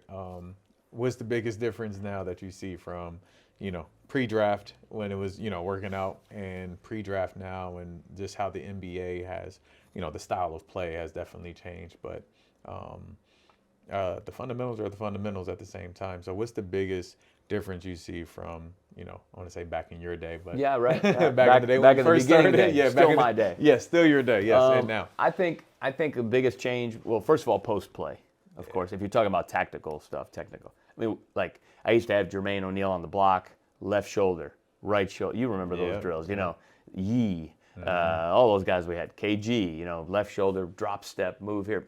I haven't done a drill like that in a long time. We like Zach Collins. I might do some because he does catch it down there every once in a while. But his are more little floaters now. Yep. Drops from the dunker spot, floaters and things like that. So the post play has really changed. I think the NBA and a lot of colleges is trickling down into high schools is a lot of just flip it around to each other. So there's not a lot of off ball screens anymore. So we used to remember set up the screen, come shoulder to shoulder. That's Coach Knight stuff, right foot, left foot, come on the curl, angle to the basket, how to set up your cuts. Now it's more like I flip it to you, you flip it to me, we get a couple ball screens, and whoever gets it shoots it, right? That's kind of the way it goes. So our style of training, the workouts for the bigs is almost the same workout as for the guards. Yeah, right. Because, a little different because you're not bringing it down, but now you're catching. So an entry pass to a guy popping out the three-point line, he's either going to hand it off, but when he turns and faces, he's a guard. Right. He might get a screen. I saw last night R.J. Hampton got R.J. Barrett got a moving screen called on someone from big guy from Toronto, Olynyk, right? Which wouldn't have been. It would have been the other way around, Olynyk. Right. So now it's like you flipping it to the big, and now the guard is setting a screen for the big. So I think that has changed a lot. The whole thing. But again, we talked before we came on, is the fundamentals are still the same. You got to make shots. You got to be under control. You can't. You know how big I am on balance. Like you can't be fading left and fading right, and there's times when you fade back and all that stuff. But your feet got to be solid. It all starts with the footwork all the way up. We send a guy to the pre-draft workouts. That's their number one thing: footwork, balance. You miss a couple shots, it's okay. Your feet are all over the place, not good. First of all, it's a bad look on us because it's like, okay, this guy's been working. Footwork ain't You're not representing us well. Yeah, everyone's footwork can't be exactly the same. I mean, look, you talk about the players I've trained, from a KG to a Tayshaun they all shoot it differently. Chauncey shoots it perfectly, like here. Lowry's over his head. KG was back up high. I remember Sean Marion back in the day. Oh, I don't even know what that was, right? It went in, though. Yeah, it went in. Look at Halliburton. Yeah. I mean, that is the funkiest. When we working for the draft, I used to like really say, okay, I'm not going to focus on anything else. What is he doing with the ball? Like I couldn't even figure out. And but it's the same every time. And you know how bad it is when someone's changing it every time. Yeah. That's disaster, right? So I think that the fundamentals are the same. How we drill them is definitely different. Yeah. Way more pace. So I would say that speed is more important now than strength, whereas maybe years ago you had to be strong. Yeah, we were getting. I mean, we had. Remember guys like Jahidi White? We had all these guys. We had these big centers. Brendan Haywood, Jahidi White. I mean, even Jermaine, like who would O'Neal. I wonder if he were today, would he have? He never shot a three in his. Maybe he shot a couple of buzzer beaters or whatever. But I mean, that just wasn't his game. He was lethal. And he had the spin moves and the hooks and elbow jump shots and stuff. So we wonder what would have happened had they been today. Maybe he probably would have developed a three-point shot, right? Would have been necessary. But yeah, I think that's the biggest difference is how we're drilling it. It's much different. Yeah. And then so for kids, right, who you're developing, what are you telling them? Let's say high school, right? High school with promises of playing, college basketball, hopefully Division I basketball.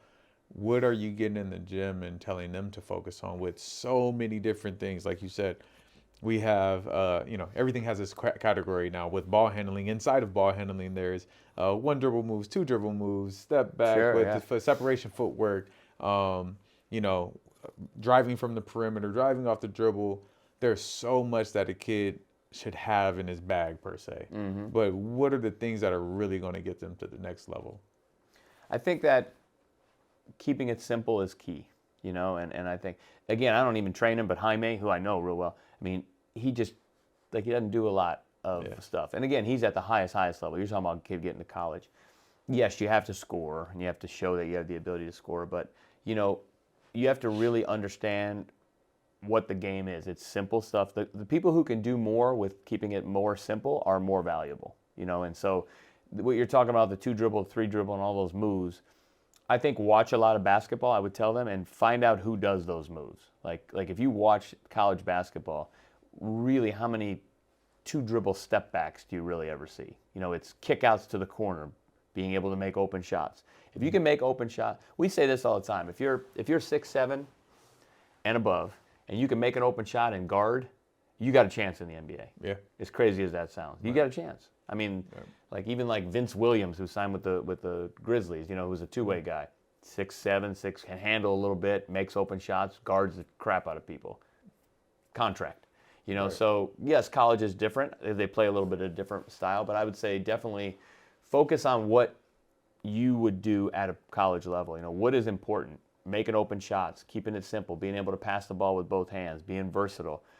Get 12 rebounds a game. You know, that's important still to college coaches. I mean, in the NBA, it's important, but they don't draft guys to rebound technically. I mean, a little bit, but, you know, I think figure out what you can do. And again, build on your offensive skill set. So, you know how we are with the jab step and like little space. Learn how to create space. Be efficient. Yes. You know, that stuff is all worth working on. You know, but you go into a gym, if you ask 20 high school coaches, like, what kills your offense?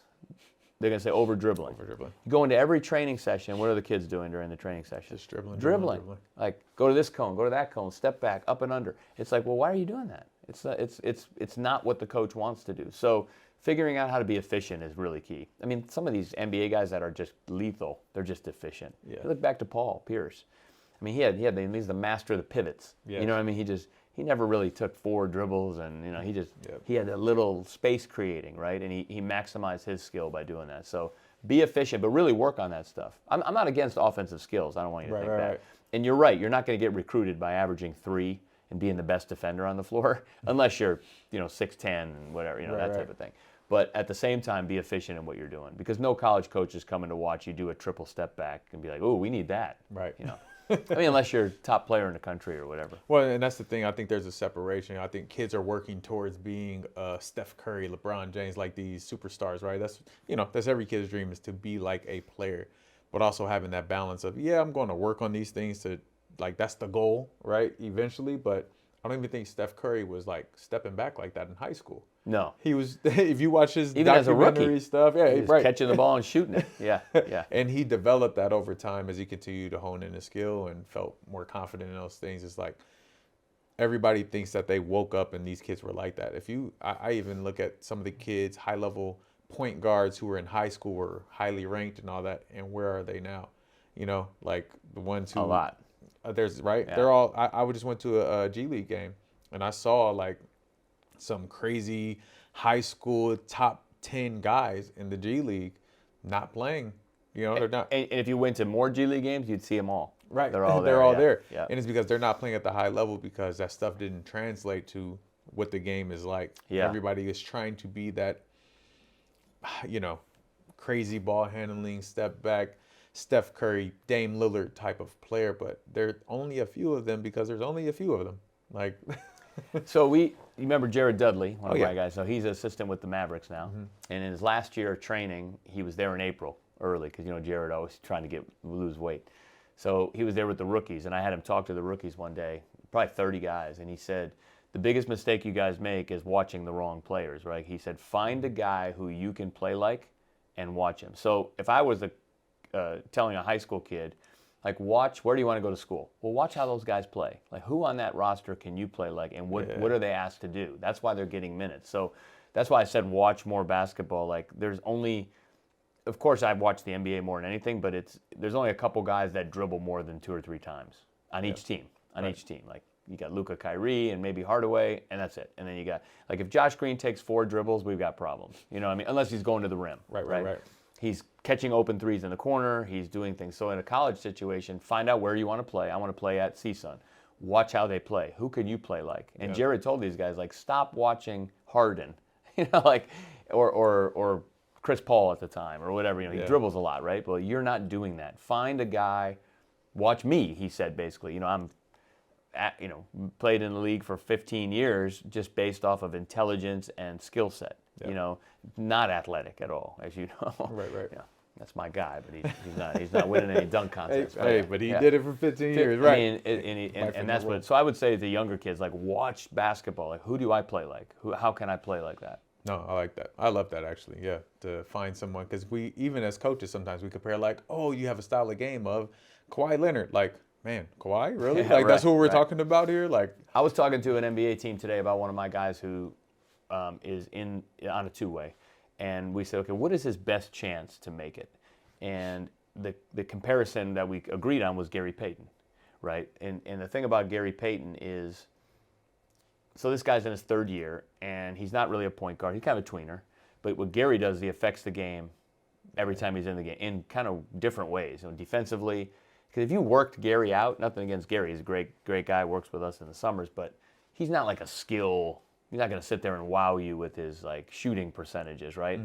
But that's why we told this player, like, just watch film of him. Don't like idolize him because you're a peer, but that's how you need to play to make it. And I think that helps a lot for kids to say, wow, that guy's playing at CSUN or at UCLA or at wherever it might be, and look what he's doing. So. No, amazing. I love that. So we kind of went off on the story tangent, right? Because I'm going to get to where you are today. You guys just opened up your facility yesterday, new facility in Vegas. And so you guys were out in Vegas, but you also had a facility out here. Well, not a facility, but you trained at 360 Health Club, sure. where we met. And so, you had two locations running at the same time. How did that come about? And what was it like being in two places at once? You would literally. I think you remember. I was there. Yeah, I was like, what was that like? It wasn't. I mean, that's why we don't do it anymore. So now we just put everything in Vegas. But it was. I mean, I would do workouts in the morning in LA and get here by 3:00 to work out Emmanuel Mudiay or whoever would be in the afternoon over there. Right, Gio and you and Gio would hold the fort down, and then I'd get in there. It was. We did it here in LA because there was a need. Right, there was a lot of. If I opened up a place in the Valley, people would come, right? Yeah. It's like, but it was just, as a businessman, you understand, like, you can only do so much at a time. So we're very successful with our programming, with our youth programming, and again, the pro revenue for us is like 15%. So we have lots of other stuff going on, and we've gotten to a point where it's impact and not just me. Because if it's me on everything, I mean, it's a finite business, right? If we're doing a business discussion. So what was happening there is that there were pros in both sites, and it was a lot on me. I did it, and I'd go back and forth. So it was, and again, the relationship you and Gio had with some of the pros. They didn't mind if it was you or Gio or me or what, but I had to touch them every couple days, be involved, and I couldn't just, not only for them, but for the agent. Right. The team. How's he looking? Well, I haven't seen him in a week. Well, that doesn't work. Remember we had Elton Brand up there. I mean, we had guys, so I would need to go back and forth. So there was a lot of driving. I don't fly because I like to bring my bike with me, right? So, right. So really, and for me, living in the Valley, going to LAX, by the time you get there, you know the deal. Flight could get delayed a minute. It's like 2.5, 3 hours versus 3.5, 4 hours if I leave at the right time, right? So I'm just going to drive. So it was a lot of back and forth. And we were doing great here, as you know. We had I think one time we had like Ricky Rubio and KG. They're in that small court at 360 running into the wall and the pillars. I remember Jordan Crawford tried to fight KG in the middle of the gym.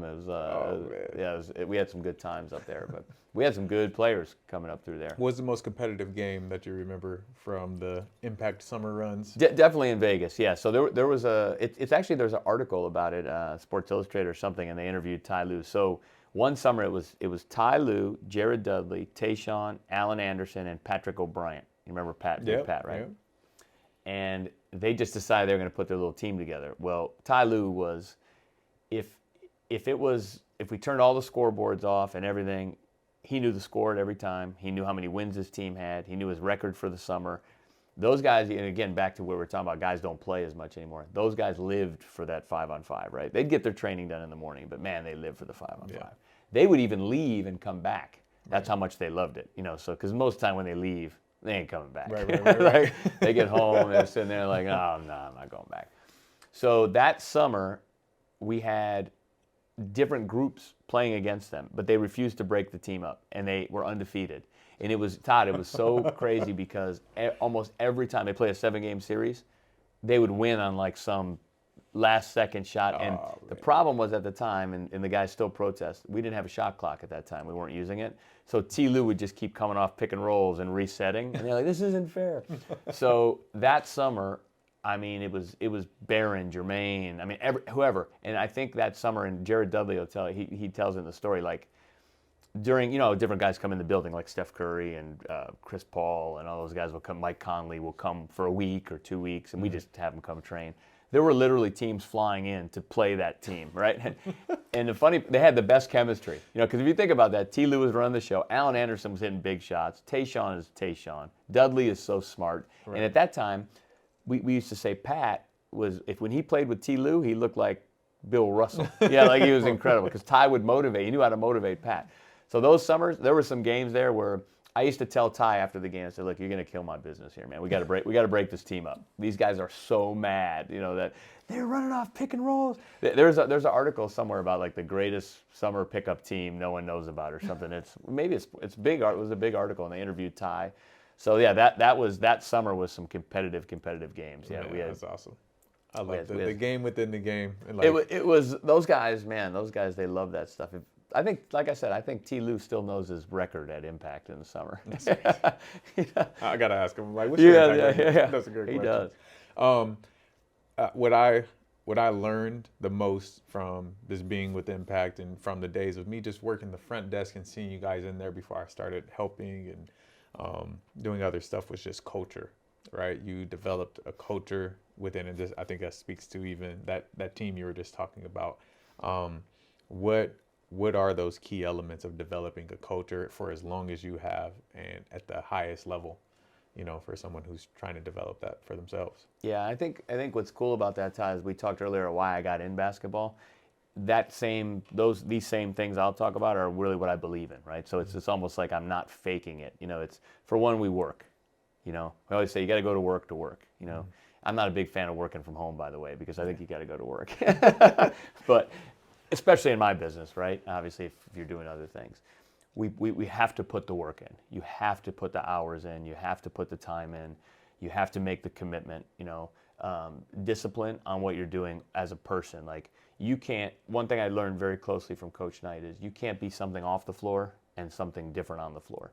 So if you're irresponsible off the floor, if you don't eat good, if you're late, eventually that's going to come out in your game. So we really believe that basketball reveals your character. I don't know if it builds it. It could help, but it definitely reveals it. Like, you look at pros over the years, guys who didn't make it. The reason they didn't make it is because their personality finally came out, which was a negative, right? So we really believe in positivity. We're not, but we're realistic. We're saying, look, if you've heard me talk to players, like, look, if you're going to, I told Bryce McGowan, who plays for the Hornets, after his first pre-draft workout, if you ever work out at that pace for an NBA team, you will never get drafted.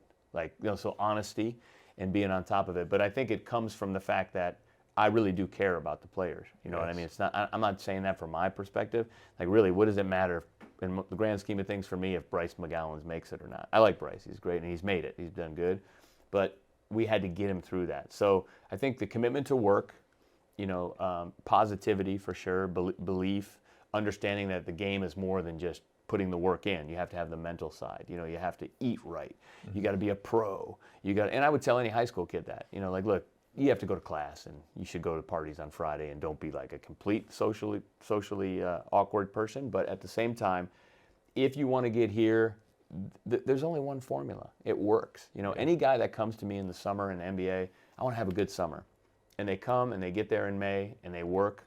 Josh is a great example, Green. Shot 16% as a rookie, 28% as a second-year player. He's at 42% now. But you know what he did? The day after his season ended, his second season, he got benched in the playoffs. I went to the game in Phoenix, and they just benched him for the rest of the playoffs. 0 minutes. He was in and out of the rotation all year. I said, hello? He said, I need to get better. I said, come on. So that's kind of what we believe. Like, you have to believe that. You have to believe that. And everyone on my staff, they talk about culture. I'm not big into the culture books because it all says the same thing. Build culture, build culture. You have to give people time. You got to, we treat them all with respect. We don't curse any. We might have bad language every once in a while and being in a gym. But you know what I mean. We don't humiliate anyone. We're honest with them, and the culture we create is one of a family where you felt it. Guys walk in that gym, they're there to work, and they know we're there to work. I got to always work harder than they work. Ty says it all the time. He's like, the good thing about you is when you meet us at 10, we already know you've ridden your bike or run or something. I ain't sleeping in. That's like I've got 60 miles on the bike in this morning, buddy. So if you're tired, I don't care. Right. So you have to live it, but we don't preach it. We just show it. We live it. You can feel our excitement to be in the building. Even like today when 26 drafts, and I'm still talking to rookies and their parents, and during this whole recruiting, agents will put me on the phone. I just can't. I can't wait. Like, look, dude, we're going to change your approach to what being great is. Like, we're going to change your approach to how to approach things. Because if you never play basketball again, that's going to help you. And again, I've seen some of our former players that have played on our prep school teams, and their parents send us letters like, hey, the basketball's kind of over, but he eats better, he's more responsible, he gets up on time. Those are the things that really please us. So from a basketball perspective, the impact in the culture, that's what it is. It's like, you can't fake it, and if you want to fake it, cool, but just don't do it here. And we don't need it anymore, which is awesome. So, we're not elitist by any means. The other thing is I don't give up on people. Coach Gerg, who Tim Gergovich, who's a legend, not to be in a religious way. He always jokes and calls me Jesus, because I think I can save everyone, right? So and of course being a pretty religious person, I was like, I believe that. But he's like, hey, and we just think I can bring it out of him. You asked about Coach Knight much earlier. I mean, people can focus on the ridiculous stuff, the crazy stuff, or you can focus on the better stuff. So, I mean, there's good in everyone, right? We all know that. So my job is to kind of bring that out, and sometimes it doesn't work, and sometimes I exhaust myself. And, Chauncey told me one time, he's like, I don't get it. You still think you can want it more than they want it. I said, I'm going to keep trying, Chauncey. I'm going to keep trying. He's like, I give you credit for keep trying, but you can't. I said, sometimes I feel like it's in there, So that's the, if any of my staff ever said, oh, that guy's no good, after 2 days, I mean, I don't fire him, but I mean, like, come on, we don't. Right. You got to give him some time. Let's make him better. Yeah. Okay. So what are you going to do to help him? Yeah. That's our he's job. Not good. That's what we're supposed to do. So that's kind of the approach we take, and I think it really is evident in our culture. And even a kid, like coming in for high school camp in the summer, that's trying to make his freshman team or sophomore team, we get calls from the parents saying, the confidence he got there, we can help him with basketball, but so can other people. But the whole being in that atmosphere and seeing pros work and say, I can do this. Now that kid approaches his high school tryout with a whole new approach, and that's important to us.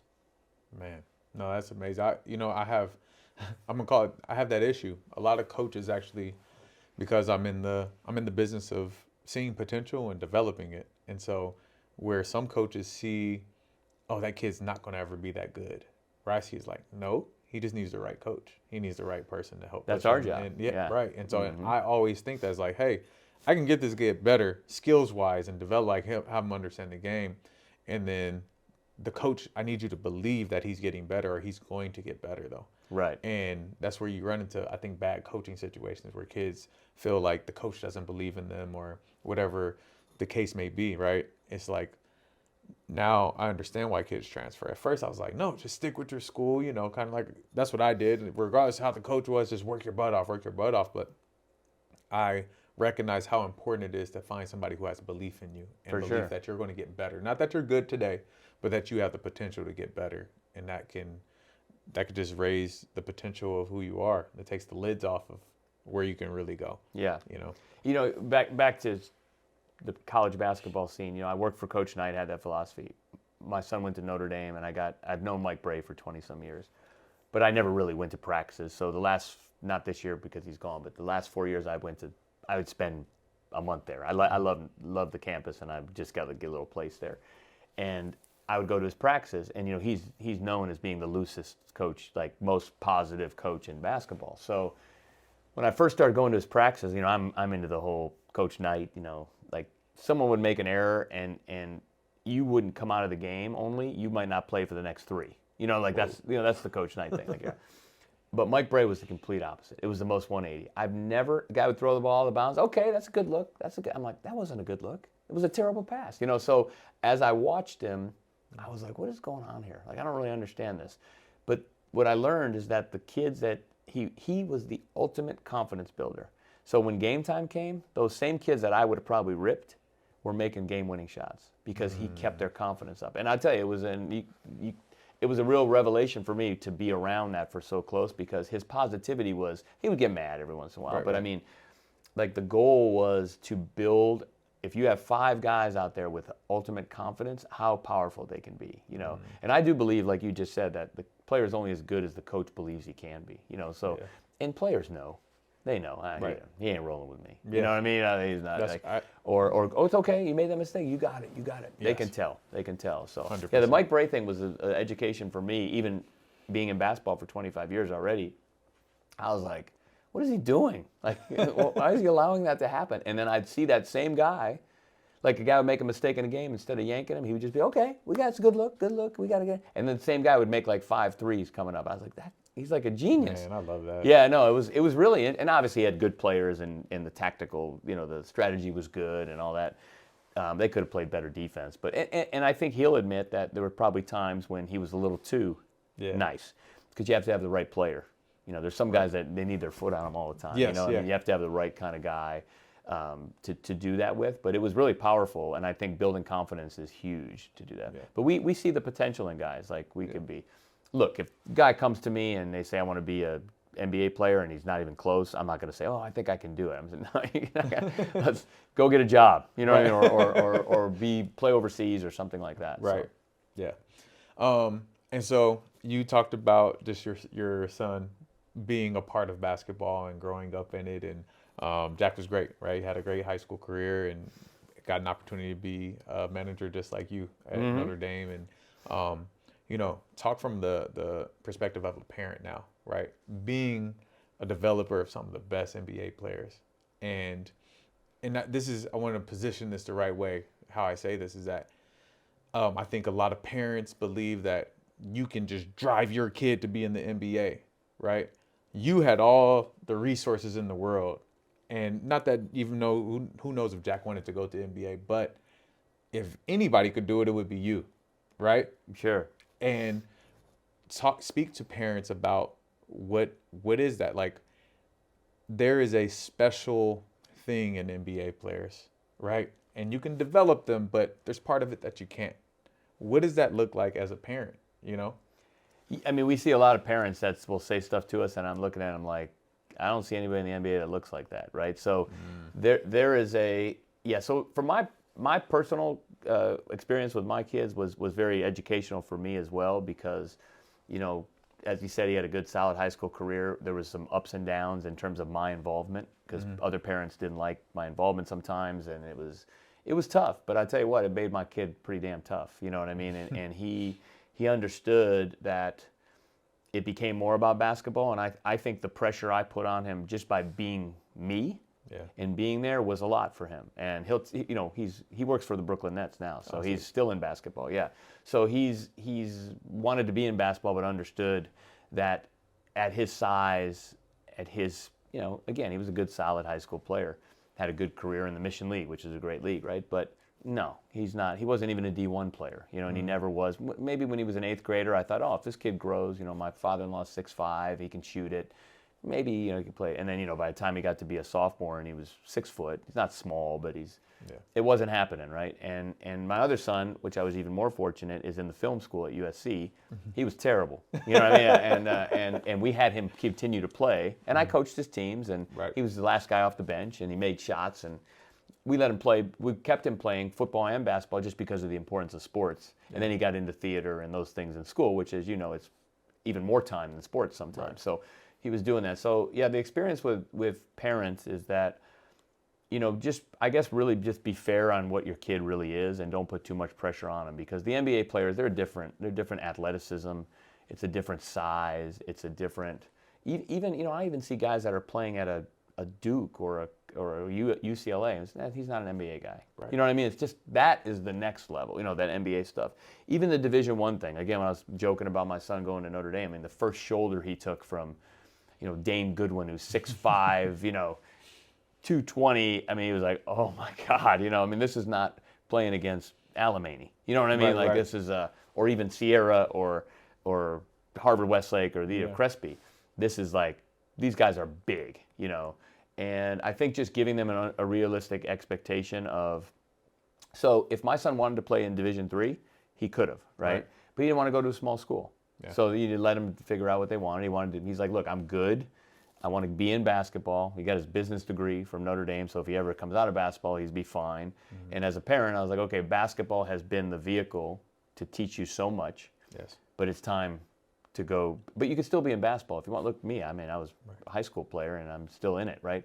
I've seen the world. I've traveled to 50 countries with that. It's just an amazing. Even didn't you go to Brazil with us, right? Yeah, fun stuff like that. Right. That are good experiences, and it's just really a parent thing of the competition in the high schools, whose kids playing, not playing, the transfer stuff.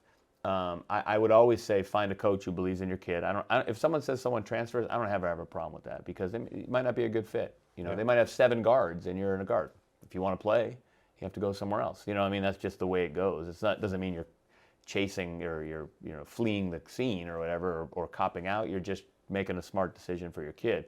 But don't take him away from his friends and that or her and do all that stuff. So I think being really realistic. Obviously, I've seen basketball at the highest level, so I can look at a guy and say, no, it's not happening. Whereas a lot of parents, like, look, if I was in a different field that I'm not familiar with, maybe I would not have the knowledge I have. So I'm lucky to know that. But just really be realistic with them and kind of figure out where basketball can take them. Again, you go to Claremont McKenna, which is top 15, 10 school in the country or whatever those Claremont colleges, and you can play there and you love basketball. Awesome. Yes. You know what I mean? Awesome. Oh, maybe you couldn't even get in there, but they, not that they, what I mean. They make it happen because you could play. Yeah, because you could play. You might be on the borderline and you're preferential because you can play. Beautiful. Cal Lutheran, all these schools that are around here that are amazing academic schools. Nothing wrong with playing there, but the whole, what I say, Todd, and again, it's up to their own. I do what I want with my kids. People do what they want with their kids. Is that, we're going to go to this school, then we're going to go to prep school, then we're going to go to junior college, then we're going to go to this. It's like, okay. He's 5'11". You know what I mean? Like it's okay. Right. It's okay that he was a really good high school player and he's going to love the game for his life. And, the manager thing is such a great gig, because you're seeing guys get jobs all the way. It's just the way, if you look at the NBA and like the operations and people that are in the NBA, video guys, they're all managers. A couple former players or managers, right? Yeah. And it's like, because as a manager, you can do film, you can do everything. You can guard. You learn the business. You learn the business. You know, Luke Webb is at TCU as a GA. With Jamie Dixon. He's in his second year there, and Luke played at Claremont McKenna, and got a great degree there. But he had an itch to coach. So Jamie, who's a local guy, knew us and the Webbs and the family, and Luke did a great job. But he's big, he can guard, so he's learning about coaching, and he loves it. Nice. So I think that parents. I don't want to say they get out of just do the research, on what is my kid, ask someone who knows, like, what do you think of my kid? Ask the expert. Listen, my kid is in film school at USC, which is hard to get into, and I asked some of the people he interned with, I said, you got to tell me right now, we're not going to spend all this money and go through this. Does the kid have any ability at all? You know what I mean? Like does he have, you know what I mean? Like so please. You did ask before you sent him We there, did. right? He was like, you know what? I think he has a little bit, he's got a gift of this. And this was a great friend of ours who's our neighbor who took him under his wing. He's directed major films. And he's like, you know what? I think he's got a chance. If he would have said no, I would have been like, dude, you got to find something different. You're not going to be waiting tables at, at wherever at the Commons, while you're waiting for your first gig, So as a parent, I think ask someone who knows, like how good is he? And listen, he's good. He's Division III guy. No, he's Division I. Okay, well, I just talked to 50 Division I schools, and none of them think he's a Division I player. So you might know somebody I don't know, but I don't know. So and don't stop working for that goal. Like just because we're telling you the truth and assessing where you are and where we see you as an expert in this sport who's seen it for 40 years you've been around? Yeah, I'm not that old. No. Yeah, 30. 30, my bad, 30 years. Somebody who's been around for... Well, since I was 18, so give it 35. All right, there you go. That was a compliment on that one. Yeah. But we're just saying that, hey, right now, this is the best opportunity for you to keep doing this. Right. And if you work your way like a Derek White, who went to D2 and then ended up at Colorado and then ended up in the NBA, that's just going to happen for you if that's in the cards. Keep working. That doesn't stop you from trying to work towards that goal in a way where you know that, hey, it may also not work out, because that's just have that's options, okay. yeah. Have But options, never, yeah. we always, even when we interview families for our prep schools, like, well, we're not crushing anybody's dreams right now. We just want to give you the best case scenario, and then also some realistic scenarios that we can maybe get to if this doesn't happen. Yeah. But we'll push. Look, I'm about achieving dreams and goals, and that's why I do Ironman and all that stuff. I mean, it's like maximizing your human spirit, right? So why not? Let's go for it. But we can't just keep going for it, and if you get answers you don't like, you go somewhere else, and the same answer, then you go somewhere else, and that happens all the time. So Yeah.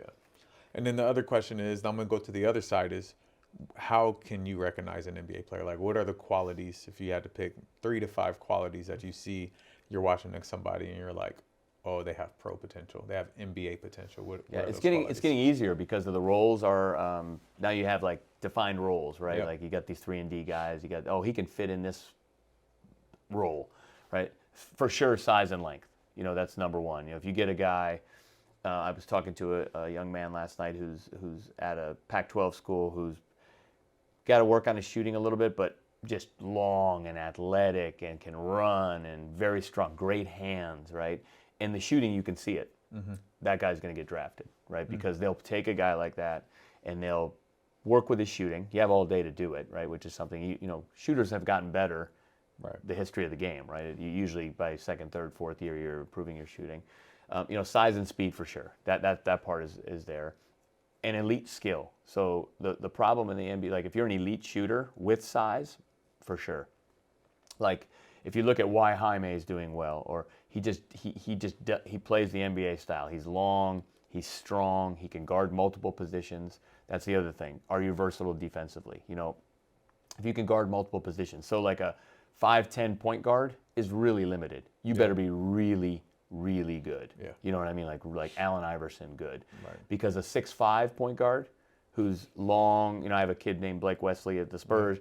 Blake's long, he's athletic, he's learning. He's not a great shooter yet. He can shoot in drills and stuff, but he's getting there. But that'll come. Right. But he can guard multiple positions. He's one of the fastest people because the game is all about speed now, right? So you look at those kind of qualities and you can see it right away. But you're either going to be, if it's a primary guy, a Luka, a Kyrie, a Donovan Mitchell, you know, you go to each team, a Steph Curry, a Kawhi, a Paul George, you know, those, they're easy to identify, of course, because they're just dominating. And then everybody else kind of fits. Backup point guard, a guy who can pick up the pace, great length, can guard multiple positions. And then the front court guys, which are now interchangeable, long athletic guys. Yep. Like I said, 6'7" to 6'10", and you can guard, and you can make a shot, you got a chance. Yeah. Yeah. So if you look at the pre-draft boards, so many of those guys are in that. Like if you're a 6'4" scorer, you know who I see all the time is Brandon Williams from Crespi, you know, who's an unbelievable kid. Yeah. One of the greatest scorers I've ever been around. Back when he was like 10 for the Bullets. We were joking about that the other day with Doc, the coach with the glasses, right? Yeah. And he used to just put up buckets, right? Brandon's doing great. You know, he's with the Mavericks on a two-way. But, you know, he's a smaller scorer, right? So there just isn't as many minutes for guys like that. They got Luka, Kyrie.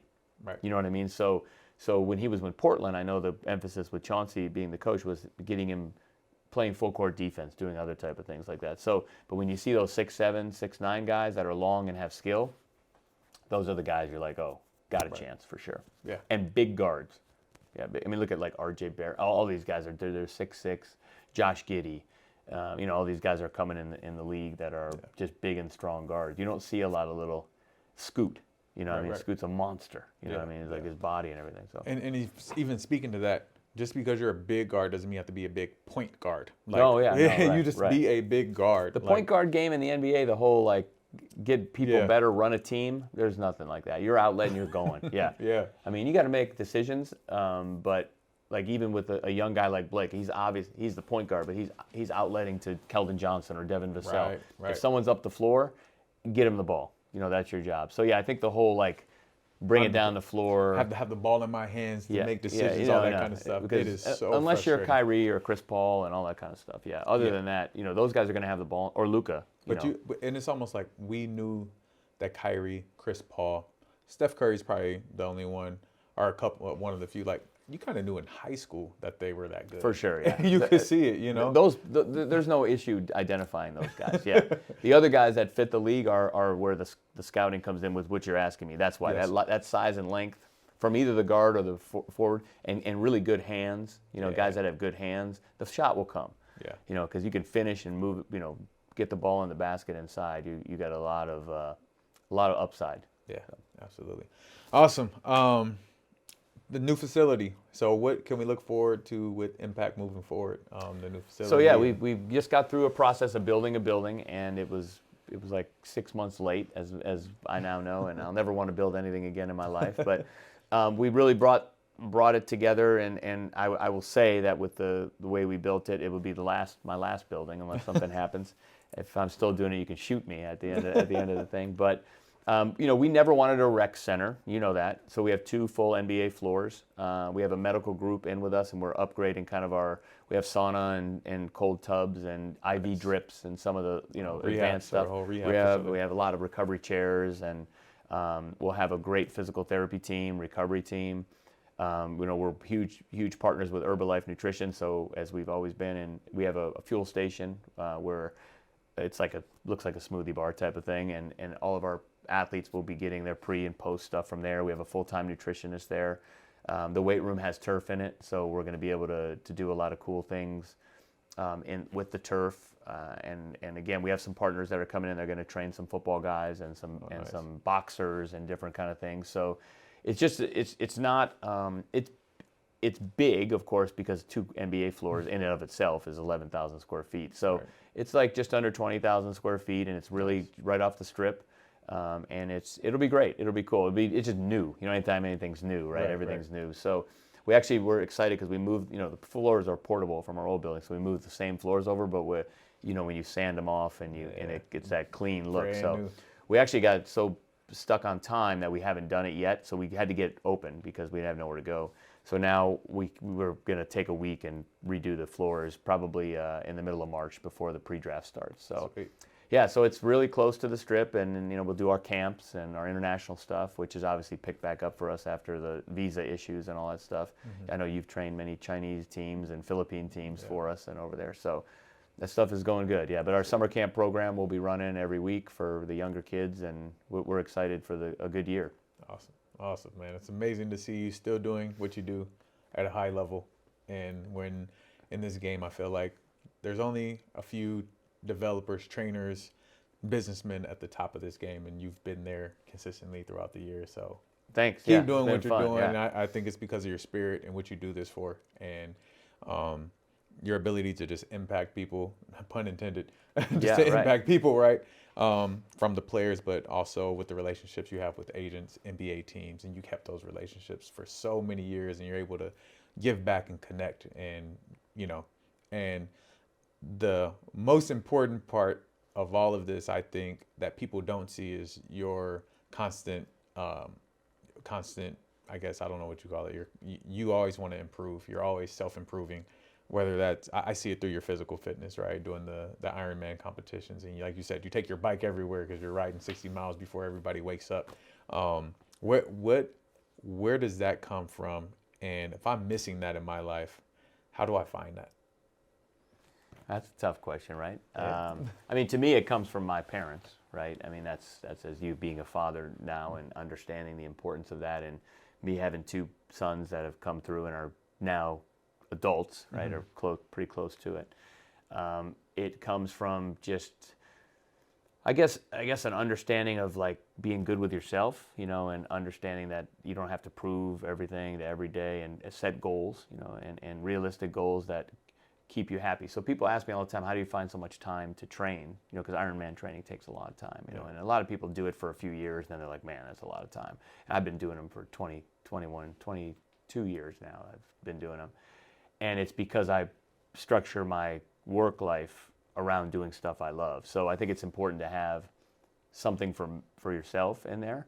And I got lucky with the basketball stuff, but it just became basketball. You know, if I was in music, I'd still love motivating people, you know, and finding artists and making them become better, and, you know, getting more disciplined and that type of thing. So That's tough. I mean, I think you really have to look at yourself and think, what is it makes you happy? You know, there's certain things that, you know, say, why does that make you happy? The things that make you the happiest, you can't explain why it makes you happy. You're just happy, you know, like you do that. Even when I was, when Jack was done playing high school basketball, I used to go help Rubibo or help these guys. Like, what are you doing that for? I just like going to practice. You know what I mean? Like, I can't even, I'm sitting in the traffic on Coldwater Canyon. I'm like, well, I don't really like this that much. But it's, you know, you find stuff like that you like to do. And I'm lucky that a lot of it comes through my work, you know, and it comes through, it doesn't mean go quit your job and, you know, some people you have to work, right? So I got really fortunate to do that. But I do think it's being comfortable with yourself. And, you know, we talked earlier about what people say about you and all that stuff. I mean, I look at social media just to keep informed, but,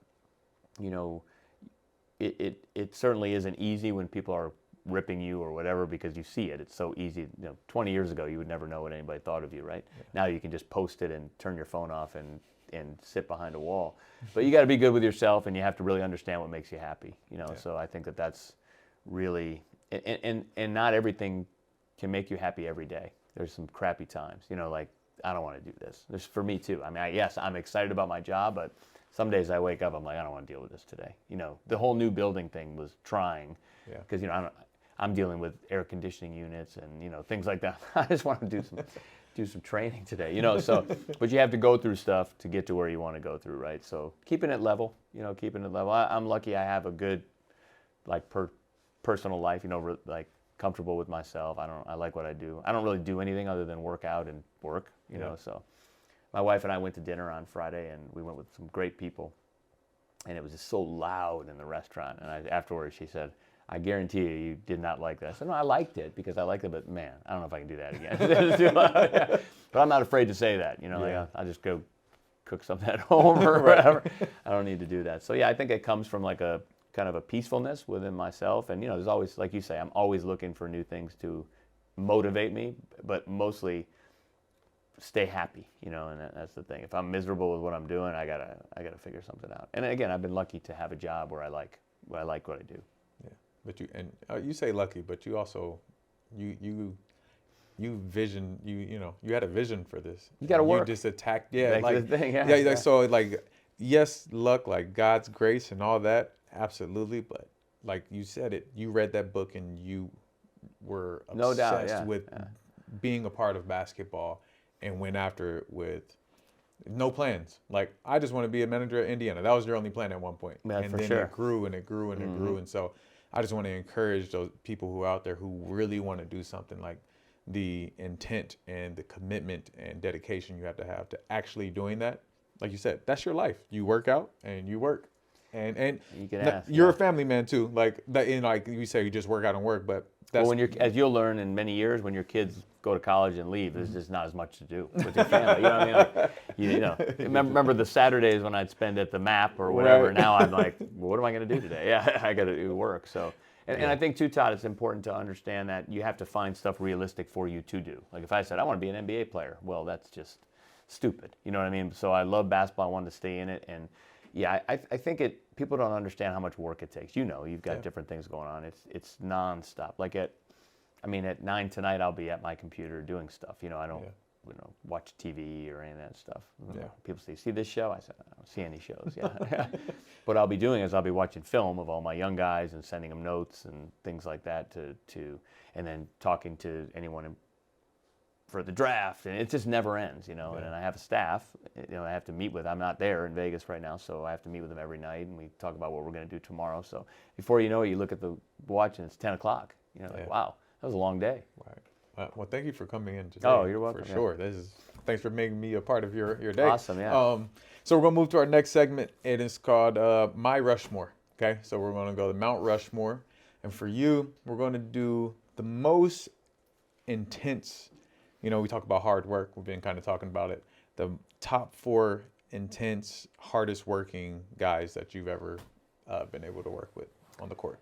Well, the most intense, there's no doubt it's Garnett. Yeah. Did you rebound with him and stuff? Yes. Yeah. He's insane, right? Crazy. I didn't say anything the whole workout. I remember when my son he was like 10, and he used to bring him water, and his hand was shaking, and Kevin would be like, hold it up higher. Put it over here. So then we'd run sprints, and Kevin would make him run with him. He's like, come on, he's cursing at him. I'm like, my man, he's 10. You know what I mean? He's like, come on. So he taught him one time how to spit the water out of his teeth after he drank. So he drank out of the Gatorade bottle, and he goes, psh. And I said, well, what is this? What are we doing here? So he's insane. You know what, Todd? We would go work out, and he said, what you want to start with? And he'd walk in the gym, and I'd say, and obviously people know him so much from his podcast. He's hilarious. Him and Paul are funny. Yeah, they're so funny on there, and funny and accurate. You know, but brutally honest is, I guess, what's funny about it. And I said, why don't we make 10 shots from 7 spots? He goes, okay. He shot 70 for 71. Hadn't even warmed up. Like, because his brain, once he turned on, and you know, like some guys when you're working them out, you're like having a hard time getting through, okay, shit, I got 20 more minutes, or shoot, I got, what am I going to do for the next? His would just flow, right? And then we'd get to 45 minutes, and he was so exhausted, it was done because he works so hard. So he's definitely the most intense. You know, Billups, Harrington, Prince, and Lou. Those were we call those 5 the founding fathers, because those were really they just worked. They worked. I mean, as soon as the season was over, all of them would be ready to work. I mean, Al Harrington, you know, he played 17 years in the league, and he maximized every ounce of his energy, you know. And Al, as you know, is an entrepreneur now with his cannabis company. I mean, he's doing the same thing. Guy works 24/7. So again, that whole what you do on the floor, what you do off the floor. He was a tireless. Josh Green is Josh Green is the new Al Harrington. I tell him all the time. Yeah, as soon as the season's over, he's ready to work. You know, he wants to get in, he wants to work, and the young guys are like that. But those old school guys, I mean, KG was intense.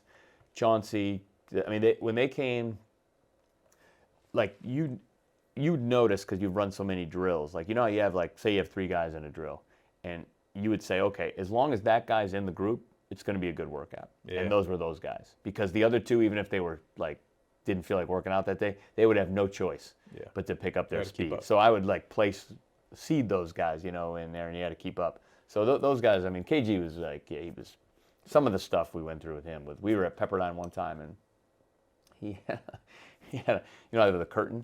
Mm-hmm. Still have the curtain there, which is amazing. So the curtain was closed, and we were shooting, and this guy peeked the curtain over. And Kevin was shooting free throws. You know, he sweats immensely, right? And the guy said, he's just looking. And Kevin said, can I help you?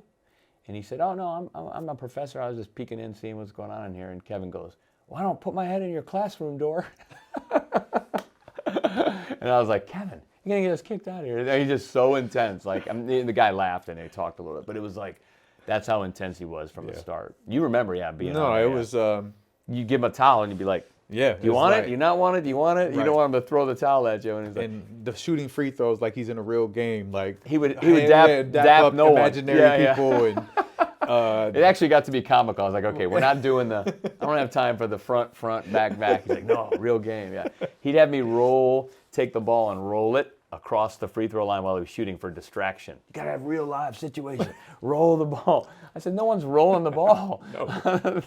Yeah, but a visual. I got to have my visual. You know what he would do? He would take 2 shoes and put them to read the feet. He didn't like when I'd say, okay, we're going right. He'd say, no. So he'd bring the shoes, 2 literal shoes, and put the left foot forward so he'd attack the top foot. Yeah, I mean, that's how detailed he was every time. I mean, there was a method to his madness. Right. And it worked. They look at him he's one of the greats for sure. And he never was different. Never was different. Yeah. So that's awesome. Yeah, he made a statement to me one time. We were sitting down on the end of the basket after a workout, and he was just put his feet up. He goes, "This is my favorite part of the workout." And I said to him, when do you know it's time to call it quits? This was years before. He said, when I don't love this. The sitting here after a workout, dripping in sweat, taking my shoes off. He said, I live for this. Live for it. And he's like nuts. Interestingly enough, I had a chance to spend time with Lance Armstrong, and he said the exact same thing about I was with him a bunch in between his retirements before the whole thing came out or whatever, but which would, to me as a cyclist, was everyone was doing the same thing. But, right. But at the same time, he said to me, I said, you miss the racing? He goes, I don't miss the racing. I miss the days when I would climb for 6 hours and then come home and cook a big pot of pasta. And that's what you miss. So it's the great ones. Yeah, the great ones, they all love the process. Yeah. Man, that's awesome. I'm not even going to compete with your 4. I'm just going to leave. Yeah, what's yours? Well, KG, since I was there. One time I was intense. LeBron. LeBron's Well, super for sure. focused. Yeah, for and sure, yeah. just every day, and it's the same way. His mental focus and the attention to detail, and you could just tell he loves the game too, though, right? That It's a same thing different with level. KD. Yeah, it's Yeah, just yeah. that part. Oh man, trying to think who else really stand up. Man, you know what? Tony Snell is one of the most focused guys in a I workout, believe that. Yep. and he's yep. just like so positive too. Mm-hmm. Every time he shoots, even when he misses, good shot, Tony, and he'll hit, literally go training sessions not missing a shot. And trying to say if it's a good one. Most intense. It might be Chris Paul. Work with Chris Paul a couple of times. Yeah, no, He gets after it. those So guys are he's all super There's competitive. a reason why right? they're all good. Right, right. So right, some great. So Yeah. no, absolutely. Those are, man, just blessed to be in the same court as those guys. Yeah, like no you said, doubt. like Yeah, no you get to experience them, and like their greatness mentally is like, For sure, they yeah. love that process and grind. So That was helpful to my kids too, just being around that. Right. Growing up, just watching those guys work, like these guys are so good. Well, they knew why. Yeah. They were good, yeah. All right, so our next segment is called Fix the Net. So, a misconception about you, Joe, that you want to make straight, I got to put or it through one. about basketball itself, that, people may think that it is a certain way. You kind of cleared a lot of it up, to be honest, Yeah. but anything else? I don't think, like I said, I don't think there's any misconceptions about me. I never heard any. Maybe I don't listen enough. I'm sure there's plenty of people that have their opinions, right? From my perspective, it's with the game of basketball, it's that, based on what we just talked about, the guys who got to where they got to have the ability, but they also have a very common approach to it. The misconception is there's more than one formula. There's only one formula. It's you work, and you commit, and you stay with it, and you got your life organized. You don't have 8 friends living with you that stay up all night, it's never worked the other way. You know what I mean? Every once in a while you get a guy who's just so talented that they get away with it for a while. But even like the Iversons and those guys, they had a certain seriousness to their game, when they approached their game, how they worked out. People talk about his work ethic. Yeah, he went out and had fun or whatever, but that stuff is separate. So I think the biggest conception is there's shortcuts. There's just no other way to get there. Oh, he's talented, he's going to get there. There's really no shortcuts about it. So that's it for me, dunking that ball in there. Yeah. Nice. Awesome. And then our last segment, we flip the script, and you're the interviewer. 2 questions for me. Could be about anything in the world. What's been your best part about being a dad? Best part about being a dad? Oh, man. Gonna get me all emotional up in here. Is just seeing myself in them, and because I don't want them to become just like me. I want them to become better, and so like being so intentional about how I say everything, how I do everything, because my daughter is like my clone to how I move, how I talk, and I'm like, now I'm so sensitive to everything that I show her, because I know it's going to be so important to who she becomes. Right. And that's a good point. Yeah. just how she. There's a lot of responsibility. Yeah. Yeah. This is how she looks at me, and it's Yeah. like, No, awesome. Yeah. Yeah. that's my I like. What are you when- gonna do next, Dad? Yeah, like just that intense look, and so just I enjoy them. They're amazing. My son, same thing. He's starting to do stuff like me, and so he's 2. But It gets scarier when they get older. Like when Oh, they get to man. be like young adults, and you're like, wait a minute, what is he doing that for? My wife will say that's Joe Jr. And it isn't even always, Todd, what you say; it's what you do. They learn what they live. They live around it. They soak it up. All the different things about. It's a very cool part. So that's a great answer. I would agree with that. That's probably the coolest thing, is how much you can affect them, right? Yeah. And how it would be there. And then the second question would be, do you miss anything about actually coaching a team? yeah, that's probably as soon as my kids get old enough. Right now, I love being around them. I'm done with my day at like 3:00 every day. Yeah. So I can spend time with them, and so until they get older, until my son could be in the gym. My daughter's probably old enough where she could be in the gym with me. Mm-hmm. Where my son is old enough to be in the gym with me, I'm stepping back on the sideline for sure. You probably coach them at some point. Right. Yeah. Yeah. Yeah. If they play basketball, My son, yes. My daughter, I kind of don't want her. Well, to yeah, play. she would. I want to keep it. I want. Yeah, Coach her volleyball team. Yeah, or soccer something team, like yeah. yes, but yeah. Just stepping back on the sideline, like as you develop and learn, I think that itch never goes away to want to coach. Sure, right? Like yeah. you say, you just show up to practices because you just want to. you gotta like. That was my coaching fix. Yes. Yeah, like watch a little film, get a little scouting report. You know, I like that kind of stuff. It's I don't want to really do it full time again, but yeah, that's for sure. That's how I want to retire coaching private school. Oh, that'd just be great, basketball, yeah. And like I like the idea of having a set of kids, hopefully none transfer or whatever, but who knows. But a set of kids for a period of time that I can really invest into. Like right now at Core, I have hundreds of kids that I got to invest time into as I can. But I really look forward to having a team, developing a coach, all these things we're talking about, running it. It's like running a business. And then running the business putting side the right of it. people in place, yeah. Yeah. That's great. Yeah. 2 good ones. Yes. Thank you. We want you, this is your 24-second shot clock. Okay. Speak to the camera where people can find you on social media and/or just a message that you have for the people. That listen.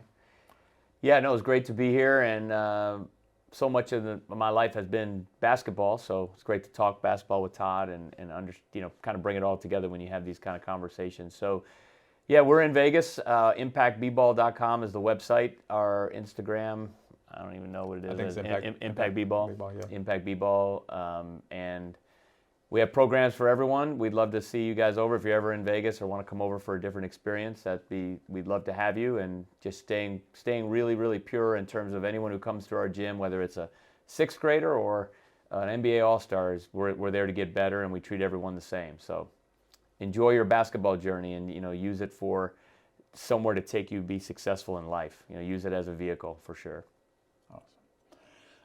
Thank you. Oh yeah, sure. Not just for being here, but just for me personally, man. Like you really kickstarted this, like me having basketball as a part of my life, man. Cool. So thank you, man. You got I it, really man. appreciate it. Great to see you. Thanks for being on the show. Yeah, you got it. Yeah. All right, we'll see you guys next time. Peace.